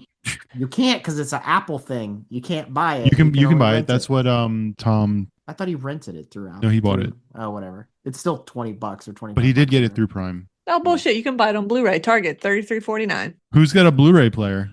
That's even more expensive. No, wait a second. F1 the movie, Blu-ray plus digital copy, $24.95 at Walmart. Plus digital copy. So you get it on Fandango. So just go to Fandango and get it then. The digital copy is standard definition. Well, it's $20 on Fandango too. But at least you get it and you're done, right? Boom. Whatever. I can get it for $24 at Walmart too. It's like when you buy TurboTax at Best Buy and they send you the product code. You're going to get the product code from Walmart. So terrible. So in lieu of rich people things, I just want to switch it up and go GTM Book Club and recommend 2 books that I read during this time off that we had, skipping a month of the drive-through. So I went back and I read a book called Faster by Neil Bascom. It's the story of Lucy O'Reilly Schell and Renee Dreyfus and the Delahaye. That's the car manufacturer Delahaye. And it talks about challenging the silver arrows of Mercedes and Auto Union right up to the brink of World War II. It's also the story that Lauren Goodman, who comes on the show to do our Women of the Autosphere series, she did a presentation on that as part of her work at Revs for the Argetsinger Symposium a couple years back. So I was able to kind of jump back into that story and learn a lot more about it. I'll say the book is very detailed. If you're not a historical fiction type, maybe it's not your thing. If you like World War II and you want to get a different outlook on, the build up to World War II, it's a good book from that perspective. There is a lot of car technical jargon in it, and you're trying to kind of keep up with everything that's going on. But it's available on Amazon at Barnes & Noble, and it's also available as an audiobook on Spotify. In addition to that, I didn't get the print version. I kind of cheated and did the audiobook. I listened to The Man in the White Suit as an audiobook available through Spotify. And for those that don't know, that's the story of Ben Collins, the Stig from Top Gear. He was the second Stig from 2003 to 2011. It's actually read by Ben Collins, and it gives some really interesting behind-the-scenes views in not only into his racing career, his personal life, things like, I didn't know he was in the Army Reserves, stuff like that, but it also talks about the golden era of Top Gear. And I thought it was really cool to hear his perspective on, James May and working with Hammond and what Jeremy Clarkson was like, when the cameras are turned off and things like that. So that was a really good listen. I don't want to call it a read. Again, it's available as an audiobook, free if you have Spotify Premium. So check out The Man in the White Suit. And I'm still hoping to have Ben on an episode of Evening with a Legend because one of the chapters in the book is devoted to his 3 attempts at the 24 Hours of Le Mans. So there's hope. Cross our fingers on that one. All right. Tanya's favorite section of the drive-thru, formerly known as Florida Man. Florida Man. Florida Man. Florida Man. Florida Man. Are you faster than an interceptor? Well, and this first one definitely is are you faster an interceptor in your gravelly zero-turn lawnmower going down the no. Florida highway? Are you faster than an interceptor? And the answer to that is no. I think the answer is always no.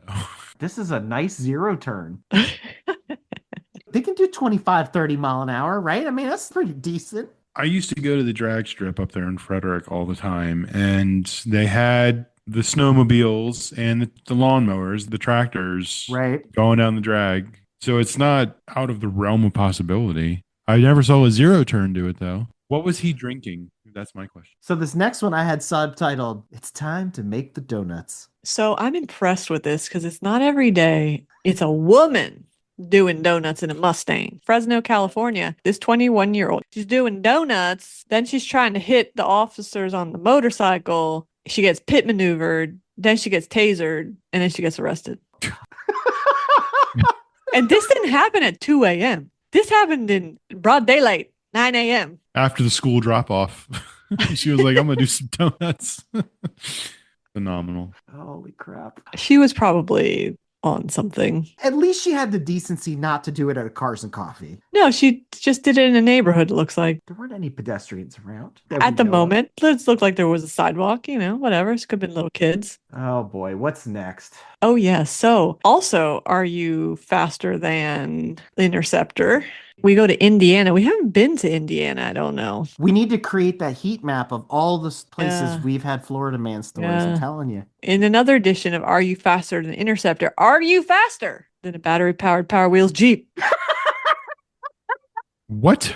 You're kidding me. So he was drunk. And so I guess he figured I won't get in my real car. I'll get in a Power Wheels Jeep and that won't count. But he got a DUI in a on. Power Wheels Jeep. This reminds me of that girl. She was in college and she lost her license for driving under the influence. So she drove around town in like a pink Barbie Jeep or something, going to the grocery store and all that shit. At least he didn't try to evade the cops, although it would have been really funny to see him bang a hard right and just go off into the grass and see if they would chase him. But I do appreciate the fact that he pulled over onto that shoulder apron driveway, whatever it is, and he just immediately put his hands up. I know I've done wrong. Is this really a crime? It's a crying shame because you know how these Florida Man stories usually end up. You get out, you get naked, and you run into a swamp. So none of those things happen. So it's a It would have complete already disappointment. started that he was naked. This is awesome. So this was a weird one. Apparently some sort of scam in Cleveland. And I'm not sure I fully understood it the first time, nor fully understand it this time. Some lady was driving down the road and then she heard what apparently it sounded like a rock hitting the windshield, Mhm. kept on going. Hours later when she's home, these people roll up to her house demanding that she has her cell phone. She ignored them and all this stuff. And she goes to go look at her car and there was a cell phone attached to it, like magnetic. Oh, so they tracked her. But what I'm confused about is, were they trying to do a home invasion? Because then why leave the cell phone on the car? I don't know. That's They don't weird. say where she found it. So maybe she looked really hard and kind of found it in a hidden place and they were going to keep tracking her or something. I'm guessing it must have been some sort of home invasion or attempt to do a carjacking. That's kind of scarily clever. Yeah, or maybe once they realized the car was at a residence, maybe they were trying to steal the car. So then they figured we're not going to steal it out of somebody's driveway, but if it was at the Target parking lot, they would try to get it, or something like that. That's a little James Bondy. Throwing your entire phone, that's a bit much too. I mean, you're with a magnet. Yeah, I guess that's the noise she heard was they like launched the phone and it actually stuck. For higher probability of getting hit by lightning, I think. I don't know, bizarre, but it's a, I guess, helpful PSA reminder to people to, always be careful when there's something suspicious. Like when you go out to your car late at night and you don't realize, oh, there's this piece of paper on the rear glass. I got to get back out of the car to get it out. Don't do that. Don't ever do just that. drive off. Just drive away. Especially women, just keep going. Let the Yeah. piece of paper be stuck under your windshield wiper. Keep going. Yeah. Yeah, that's a setup right there. Well, since this is Cleveland, I'm going to follow up with William and ask him if he knows about this scam. Now we're going to go to Pennsylvania. Pennsylvania. So how would you feel like, so talking about buying those Hertz used rental cars on Amazon that have been seen some things, how would you like to get a dealership offered $1,000 off plus $1,250 in rebate for some Kias that fell into a sinkhole in the dealership's parking lot? The groundbreaking deal. $2,250 off of a car that was in a hole. Are you serious? It didn't fall below the earth, but the earth broke underneath them and they are like in the air, cattywampus. Fees and destination charges apply. No, I would hard pass. These are going to end up at auction. Why wouldn't you buy one? What does the Carfax say on this? Oh, Car fell in hole, repaired by dealership. Really? I don't know. Well, it says 4 vehicles into a chasm with minimal damage and no injuries. Minimal damage. 2 of them don't have rear bumpers. Yeah, because they came off into the sinkhole. All right. I'm going to close out this Florida man by looking back, reaching into the past, reaching 4 years ago of drive-thrus.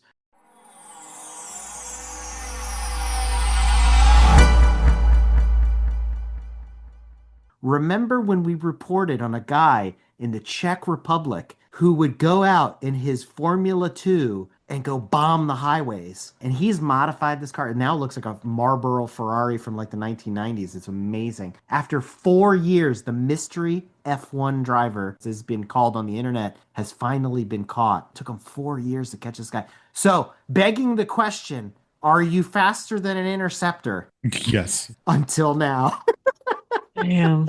How did they catch him? They found him at home and they arrested him there. Oh, that's lame. You got to catch him on the highway, though. They think they saw him at a petrol station and then they got him at home. There was your mistake. Don't fill up at the petrol station. Have those gas cans at home. Yeah, that was just stupid. Yeah, you never do a fuel stop in a Formula car. But he got away with it for 4 years. That's pretty damn good. Yeah. Good for you. I mean, now he's going to spend 10 years in jail, so whatever. It's all good. Worth it. For the gram! Anybody on Instagram who's seen that all blacked out Corvette, well, I think the license plate said "will run" Oh, yeah. Kind of like or Bandit. something like that. Yeah. It's all for the gram. Sort of like Cart Vader. Remember him back in the days? He'd go down in his shifter cart through Paris and all that stuff on the highways and whatnot. He got caught, too, eventually. Some of these comments are funny, though. In Italy, I bet he would have been rewarded. I saw a video of that recently where a guy in a Ferrari got pulled over and the cop came up and shook his hand and said, "This is one of the most beautiful Ferraris ever. It's the best engine ever." And the carabinieri is just there, like, he just keeps shaking his hand and keeps talking to him. And he's like, "Are you going to give me a ticket?" It's like he's starting getting tired of all the compliments, right? And then finally he just lets him go. And I'm like, all right. I like this one, too. God forbid a man have hobbies. Well, on that note, it's time we go behind the pit wall and quickly talk about some news. This is just going to lead us into other things, Brad, but I just wanted to start with this because I know this is big news for you. I wanted the biggest things for you on your comeback for Drive Thru number 60. And I thought this is just so important that I didn't even want to wait to the Formula One segment. Here it is. Get ready. Get your Kleenex out. Daniel Ricciardo confirms retirement from motor racing. This is why I put this first and foremost. Retirement from motor racing, period, full stop. There are no disciplines, just no more. Done. Are you sad? Are you heartbroken? I don't care. What? You've always cared about Ricciardo. I mean, it's not like he died or anything. He's just not going to be racing anymore. He's still got his brand, Enchanté. What's that What? translate to? I'll pass. Yeah, I signed up for the newsletter and I kept getting like product information and stuff, and it's all not my style. What do you think that says about him? What do you think it says about Alonso? It should be making the same statement. And according to you, Hamilton too. There's truth in that statement as well. I mean, Daniel's getting up there in age. I don't think age has anything to do with it, though. I think he just lost his passion for it. So he lost his passion for all racing then. Yeah. Yes. I can relate. I feel like I've kind of lost my passion for track driving. Like the last couple times I went and did it, I didn't really have any fun. I broke the car. I didn't really get to go out on track much. I mean, when I say that the pumpkin spice latte is probably not going to see the track, it's probably a fair statement. No, it's going to see it when you pull up and you park. It's going to see it when I go to an IMSA race or professional race or something, but it probably won't touch a track, maybe parade laps. Talking about IMSA and sports car and endurance racing, we did go to VIR. It was interesting because, as we know, VIR is one of the circuits, though it's big and though it has all the safety and runoff and everything like that, the big cars, the LMPs and the LMDHs and the GTPs do not run at VIR. So you had all the support classes, a handful of LMP2s at best, but everything else was GT production based. So it was a good weekend. I mean, it's always good to be around the racetrack, right? It's always good to bump into people and conversations and everything like that. But as an aside, while all that was happening, there was news that Lamborghini is pulling out. They're the first to quit this new generation of hypercars, the GTPs that are out there now. So I'm sort of sad to see that. So I'm wondering if that's also Volkswagen moving some money around because we are officially going to Formula One next year with Audi. Formula One's not cheap, and if something's got to get cut, well, we'll cut this new program with Lamborghini. They haven't proved anything. They're not gotten anywhere yet, because when you introduce a new sports car, it takes 4 or 5 years to get to a point where it's viable. So that's what I think is the reason behind Lamborghini pulling out more than anything else. But it's a shame because it's been exciting to see all these other cars come to the surface in the upper echelon of sports car racing. I agree. It's been exciting to see all these other cars in hypercar. I had no idea Lamborghini had one. Oh, yeah. It came out like in 24. But to my point, like I'm not shocked that they're pulling out because I'm Yeah. probably not the only one who just didn't realize that they even had one in there. It's not like all the fanfare and pomp and circumstance that came with Ferrari coming back, and like the Peugeots are cool because they're like different looking and Yeah. everything. It's just Lamborghini was just they just kind of got lost in the sauce. On top of that, we were finally able to check something off our bucket list after many, many years of trying on this show. You can go back and check this out via Patreon. We finally got a chance to sit down and talk with Bobby Rahal. We specifically talked about his early days and his road to Le Mans. That was a lot of fun. That was a great interview. And Bobby has promised to come back and talk to us about IndyCar racing. So that's going to be really, really cool.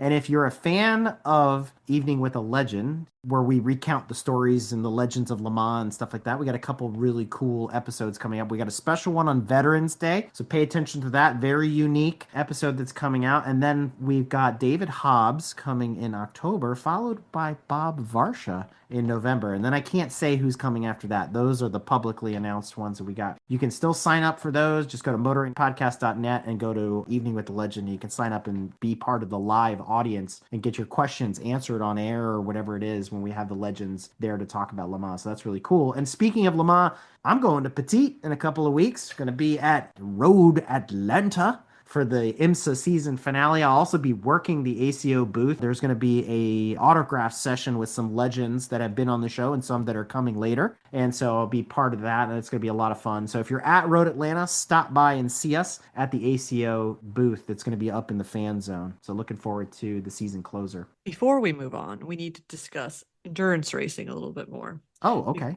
because Franz Hermann, Oh, aka Max Verstappen, he participated recently in a Nürburgring 4-hour endurance race in order to qualify for his GT3 license so that he can this weekend participate in a Nordschleife endurance race. And let's just talk about how he did. In that permit race, he was in a Cayman 718 GT4 car is what he drove. However, they detuned him because of his quote rookie standing. They detuned him 130 horsepower Holy cow. and added weight. He finished in his class 7th. He finished overall of, I think, 114 cars, 27th. Wow. That's seemingly impressive. So if they hadn't basically neutered the car, he would have came in first and probably higher up. I'm the chain. wondering. So it'll be very interesting to see how he does this weekend in a non-detuned car, which he'll be driving a Ferrari this weekend. All the cars that are available in iRacing. I get it. That's a premonition. Which, funnily enough, his co-driver is someone who's coming up through sim racing. He's got like his own league academy thing that he's doing. So his co-driver is going to be some sim racer dude. So that'll be interesting to see how that goes. We'll put a pin in that for a minute because we're going to come back and talk about Max. We don't talk about virtual stuff that often, but I had to bring this up because, Brad, if we go back far enough into our utes, the old Forza leagues we used to run as part of GTM and stuff, it was pretty sad when I read and I confirmed through IGN that according to former Turn 10 employees, Forza Motorsport has been canceled. That's it. The last one we got is the last one we're going to get. Still it isn't. I mean, I'm not surprised if you played the last one. Forza 8 or whatever they call it, Forza The Motorsport. best one was 7. I thought Or six. no, Six. 6. 6 was the best one. Yeah. Forza 7 was good because just it added VIR. Forza 7 added VIR, right? Or was it No, 6? it was the No, Porsche 6 added pack. it with the package. Yeah. And then it was It was default in 7. Yeah. 6 was the Six best and 7 one. weren't too different. It was like 6 Service Pack 2, the typical Microsoft Yeah, thing. 6.1.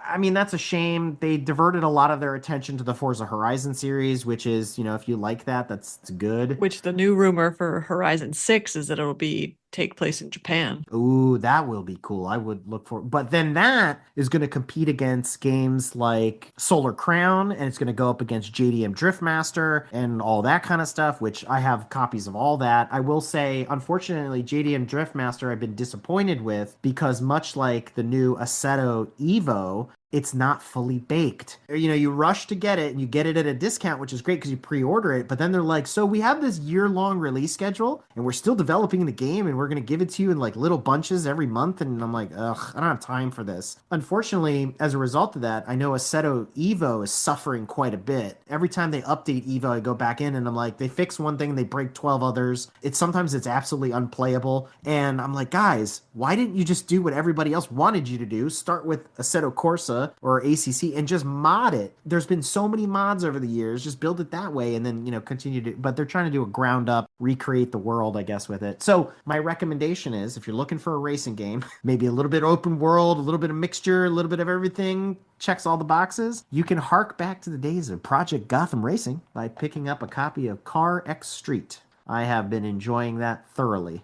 Is that on Xbox? Yeah. Cross-compat with PC, Mac, to include you can cross-play with PlayStation and Xbox. Oh, it does have a PlayStation version. Yeah, so now everybody can play together, which is pretty cool. Originally, it wasn't built that way. It's been a lot of fun to play. The physics is good. There's a lot of really cool cars to pick from, and The graphics are good. Is it Yep. is it track driving or it's got No. street in the name, so I'm Like assuming it's Midnight street. Club kind of thing. yeah, Okay. like Project Gotham was too, right? So it's got a blend of a bunch of different things, and there's different versions. There's like CarX Drift and whatever else they have that they offer. And behind the scenes, Microsoft is actually involved in that process, and that's why I keep saying if you want that Project Gotham like experience, this is sort of the reimagined version of that. Yeah, I loved Project Gotham. That was one of my favorite racing games ever. Maybe pick up a copy of CarX Street. I think I will. So as we round out the regular racing news, I want a quick shout out from one of our listeners that sent us a note that they wanted us to read on air.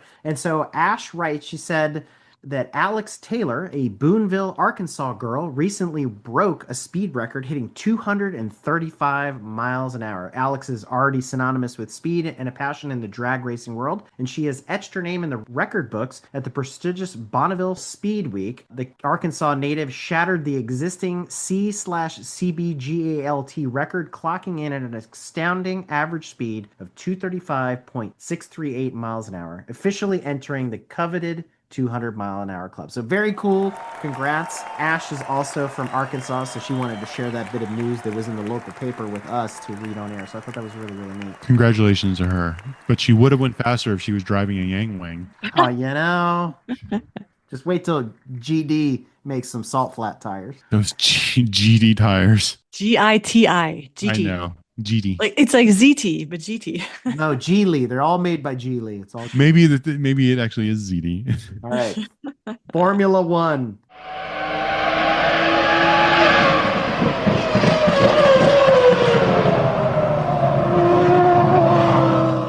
We reserve the right to talk about Formula One last. I don't want to talk about every race that's happened over the last 2 months because it's I don't just even too remember. much. Right? So I just want to say Belgium was a nightmare. the race was delayed for over an hour. It was just want want. The whole thing was want want, and that was just an annoying race to sit through. Budapest, what an amazing race between two people, the McLarens. Watching their team strategy is mind-boggling. I don't understand what's going on over there. Can we just let Oscar score points so that Max doesn't? What is this BS between Lando and Oscar? Like, it just needs to stop. They're already going to win the manufacturers championship, for crying out loud. Like, Red Bull doesn't stand a chance there, at least. Bunch of other blah blah blah blah blah races in between. So let's fast forward to Azerbaijan. Max power, right? We are going full bore, and I'm reading stuff about how people are saying that Max is now stacking the end part of the season to try to win the remaining races and take the championship away from the McLaren drivers, full stop. It's been done before, and apparently if he wins every race from here on out, the math works out. Do we think it's going to happen? What's the over-under on this? If they've sorted that car out, then yes, it's probably possible. I don't have any love for any of the F1 teams, really. Go Cadillac. We're going to get to that. Go Audi. We'll get to that too. You know, I'm not a tifoso. My heart breaks for Ferrari, and kind of secretly, I want McLaren to win, but then I don't want McLaren to win because I don't like the BS that they do amongst their own team. I'm kind of like rooting for Mercedes to kind of like come through as the underdog and just take all of it home, but that's not going to happen either. So I can't put my focus on any one team because they kind of all suck. You know what I mean? Steak. Yeah, steak. Yeah. Hulkenberg's going to take it all home. Any rate, Max Verstappen, champion this year. Do you think it's going to happen? He won every single race but one last year. He had a 14-second lead. I think 14, 15 seconds he ended. At Azerbaijan, yeah. And he started slowing down because that gap was bigger. And I think he just wasn't pushing anymore because there's no reason George Russell wasn't catching up. Even let's after be- the pit stop. It Let's was be just like, real. yeah, Let's be no. real for a second. They told him, you know what? Save the motor, save the car, cruise the last couple laps. I mean, you could tell from the videos when they showed he's like short shifting and just cruising around, and you're like, wow. And you still can't catch him? So if they've sorted out that car and it's back to levels that it was at last year, It's over for It's McLaren. over. Yeah. it's over. So this is what's going to make the rest of this Formula One season exciting, because so far it's been a bit of a dud, but now it's getting interesting to see how this is going to play out. And maybe it just comes down. I will argue there's 7 races left, I think we said, Tanya. It's too many. 24 races in the year. It's insane. It's like every 2 weeks, basically, right? I mean, it's bonkers, but we'll see. I think it's going to be interesting. But on a side note, speaking of listeners checking in with us, I got a call from Alabama Jeff, one of our listeners, and he says to me, he goes, obviously you guys know more about this stuff than I do, in his southern drawl. He goes, I just got into F1 recently like everyone else, but he goes, wouldn't you say Verstappen is just one of the best drivers, hands down? And so I wanted to open that up, to go back to what we were talking about with endurance, with this whole math game, him coming out and potentially winning the championship if everything goes in his favor. Do we think Verstappen is in a class like a Schumacher or a Senna or somebody like that? Is he that level of driver? I think it's hard to answer that question. Is he a great driver? Is he an amazing driver? Yes. The reality is, I think some of it's the car. Yeah, but you got to be able to pilot that car. And You got to be able to pilot the car, yes. But because they're not all driving, it's hard to make these comparisons because they're not all driving the exact same car. well, in Red Bull's case, rumor on the street is Sonoda's car is basically spec'd identical to Verstappen's car, is almost like a backup to Verstappen's car, and it's reportedly undrivable. People used to say the same thing about Senna, where Senna's car was like, I don't know how the hell he drives this thing. You know what I mean? Is he at that level, or is it just he's got a particular driving style? What is it? I mean, it could be. I am changing my opinion of him, and I think it'll be very telling what he does in GT3, because if he's dominating there, then he's definitely One of the best. probably. I think he's matured a lot from the arrogant asshole he was when he first started out in Formula One. I mean, he's a father now, right? Technically now he's a father, yes, but he started maturing even before then. But maybe that's because he kind of had a step kid in Kelly's first daughter, Kelly Piquet. So maybe he was already changing there.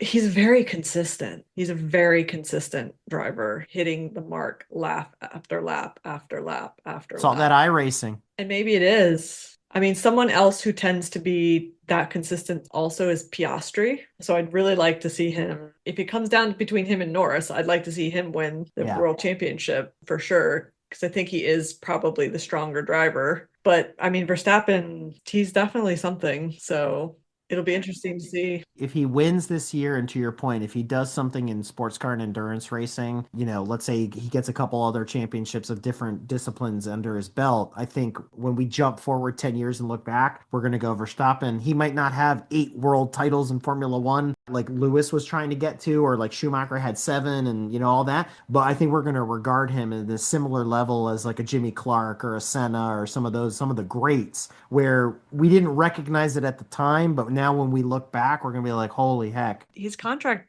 I think, goes till 2028. So if he wins this and he wins the next 3 seasons, he would have 8 world championships. He would, but he also, to me, he needs to win Le Mans because a lot of those old time Formula One champions, not Senna, but a lot of, the Andretti's, the whatevers, they went off and did other big races. He's going to go do other things. He wants to do, all this GT3 stuff he's doing is because he wants to do the 24 hours of the Nürburgring. Yeah. Once you do that, I'm sure Le Mans probably isn't that far behind. Why wouldn't he? 24 hours of Le Mans carries more weight on your resume than 24 hours of the ring does. No offense to the ring because it's an awesome thing, but in the stratosphere, it's like the Indy 500, Monaco, and Le Mans are the big 3, right? They're the Triple Crown. Which is funny because Le Mans gets all the attention, but the Nordschleife is 10,000 times more difficult. It is, and it's also 10,000 more times difficult to televise. Well, and that's why it doesn't get the hype it gets, but it's more impressive. Like if he won first time going to the basically Nürburgring kind of deal, and then he were to win the 24 hours, oh my God. He wants to go there because the ring is available in iRacing and Le Mans is not. So that's why. That's what it's all about. The other thing about him that I'm liking more is kind of like paying a little bit more attention and learning more about him. Like he really does seem to enjoy all the racing and all the different kinds. Like I watched that one video where he made the negative comment about front wheel drive cars, but like he was going out test driving the Mustang or all this stuff, and he got on track in this Mustang for like the first time, and then it starts like raining, and I mean he's got complete control of this monster whatever R blah blah blah huge beast Mustang thing that he was driving, and it's like he seems like he can maybe get into any car and learn it quickly. Yeah, like Senna would do. Yeah, the same kind of thing. I don't know. I'm hopeful. I too am changing my opinion, although secretly, like you, I'm sort of rooting for Oscar, and then sadly I'm crying into my Cheerios because of Ferrari. I mean, what a pathetic. Cars are terrible. They're so bad. Everybody else is doing 215 with the DRS open, and Ferrari's like 204. 204, maybe. And then it's like the DRS opens and then they go backwards 180 miles an hour. And it's it's awful. What a mess. God, Ferrari. I think they know how to build a Formula car. So as we wrap up Formula One, we mentioned Audi. We still don't know. Well, we do know, but I'm really disappointed with the driver choices. Like with Audi, that's going to be a wash next year. Did they say? I don't remember who's the second driver. Hulkenberg and I don't know. Weren't they going to bring back Schumacher? I don't think they announced the second driver yet. All we know is it's Hulkenberg. I thought they did, and it was some other German or something like that or whatever. Anyway, it doesn't matter. My point is, we're going to go full mullet with Cadillac. We're bringing back Bottas. That's going to be awesome. Bottas with the bow tie. Come on. And then Perez. We're going to bring back Perez to run with Cat. What do we think about this team up? Some people would say, like, oh, they should be putting the rookies in, blah, blah, blah. But, like, honestly, you have a brand new team. The quickest way to get up to speed is 2 veteran drivers. And who, other than, I guess, Alonso didn't want to move. So Stroll's paying him too much. So he's holding on for that Newey. He's waiting for that car from Newey. Yeah. So he's sticking there. People poo-poo on Bottas, but like he did well in Mercedes. And maybe you could argue maybe it was the car. I don't know. He has a decent record. And I mean, Perez was fine when he was in the Red Bull for the most part. So they're 2 veteran seasoned drivers that know what's going on, and they can help bring the Cadillac team, who are all going to be rookies. They can help build that team out. And then eventually they'll get replaced, but we'll see how it goes. To Tanya's point, like both of those drivers, even though they didn't win the championships, they came from championship winning teams. Yeah. Right. Bottas was no slouch when he was at Alfa Romeo either. I mean, Sauber or whatever it was, right? So just to make sure I got my facts straight, Cadillac powered by Ferrari I think so. At least until they switch motors, beginning. right? Yeah. Man, how weird is that going to be? They might want to rethink that. Can they bolt a carburetor on it? So It's going to be a Testarossa. well, so here's the thing. A lot of the problems with the Ferrari, I don't know if they're the motor because a lot of things that you can read, they blame, maybe this sounds silly. Also, it's not because if they really have a bunch of problems with the braking system, if you're wasting time early braking and not going in with good entry and then exit speed, you're never going to hit the same top. You just neutered yourself every time you come out of a corner. And then if you're fighting the car, which allegedly is happening with Hamilton because I don't know, his style of braking is not compatible with whatever the hell is going on with the Ferraris. If this is all true. Okay, allegedly, then he's wasting so much time. He's constantly trying to countersteer the car because it's twitchy AF through every corner. And it's like, well, how can you be competitive then? You're inherently always slow. So maybe Cadillac stands a chance if Cadillac's doing aero, Cadillac's doing suspension, brake, all this stuff. And then they just have the power plant. Maybe the power plant's decent and the rest of the car is trash.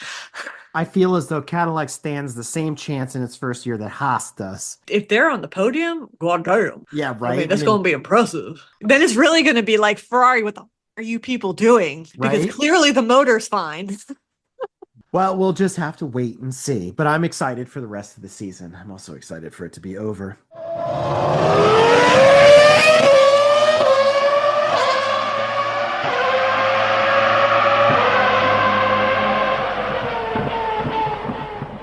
Our motorsports news is brought to us in partnership with the International Motor Racing Research Center. So I will say I did recently attend the Argetsinger Awards dinner honoring Brian Redman. That was pretty cool. There's a lot of articles and photographs that you can check out on the IMRRC website about that event. It was wonderful to be able to participate in that. I got to meet Brian Redman. I got to meet David Hobbs in person, Bob Varsh, a bunch of other celebrities and folks that I had interviewed on the show before that I had only met virtually. So it was a great networking opportunity. And actually, I'm kind of looking forward to going next year. So don't know who's going to be getting that Lifetime Achievement Award next year, but I'm definitely putting it on my calendar for next time. I also want to mention, as we've mentioned in the past, there is a sweepstakes that is continuing on until tonight. So if you're listening to this episode on the day that it airs, September 30th, this is your last chance to win that beautiful 2026. It's the 2026 model because it was delivered Porsche 911T with a manual transmission, or take a $75,000 cash option. Details if you want to enter at the last minute, do that bit of eBay sniping there. Racingarchives.org, click on sweepstakes. Remember, hurry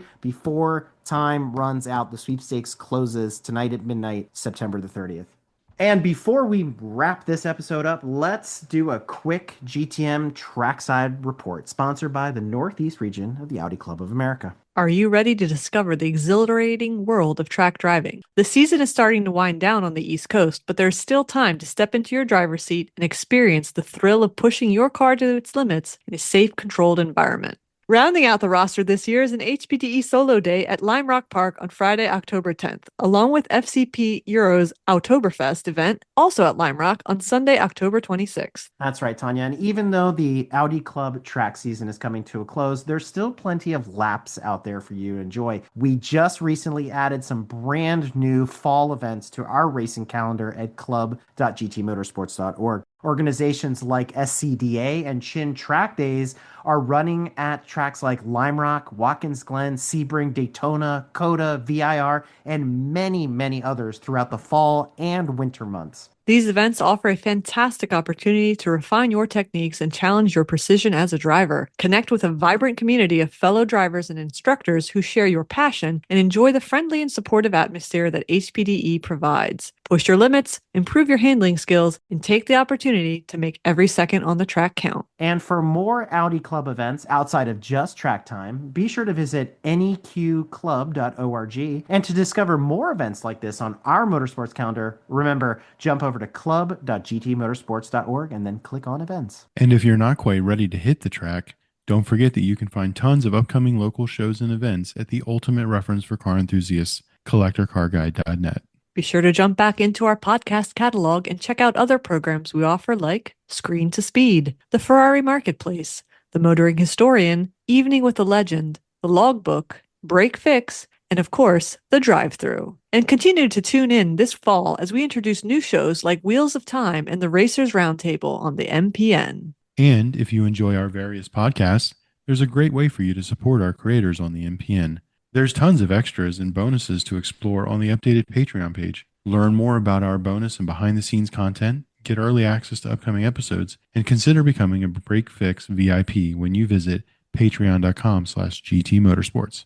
And as always, we'd like to thank our co-host and executive producer, Tanya. And to all the fans, friends, and family who support Grand Touring Motorsports, as well as the Motoring Podcast Network, without you, none of this would be possible. Outro.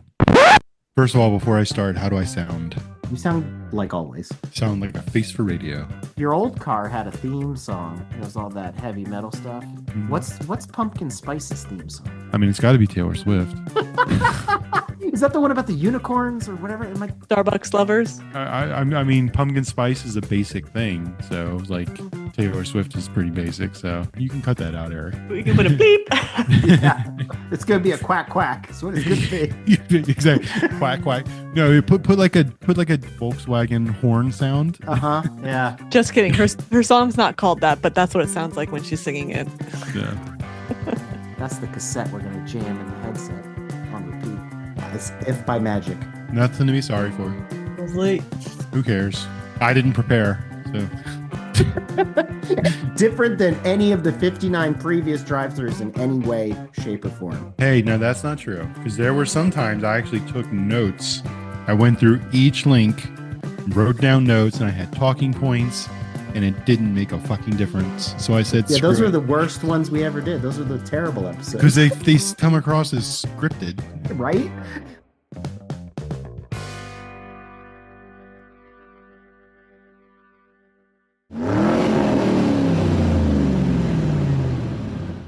The Drive Thru is our monthly news episode and is sponsored in part by organizations like CollectorCarGuide.net, Project Motoring, Garage Style Magazine, the Exotic Car Marketplace, and many others. If you are interested in becoming a sponsor of the Drive Thru, look no further than www.motoringpodcast.net. Click About and then Advertising. Thank you again to everyone that supports the Motoring Podcast Network, Grand Touring Motorsports, our podcast Break Fix, and all the other services we provide.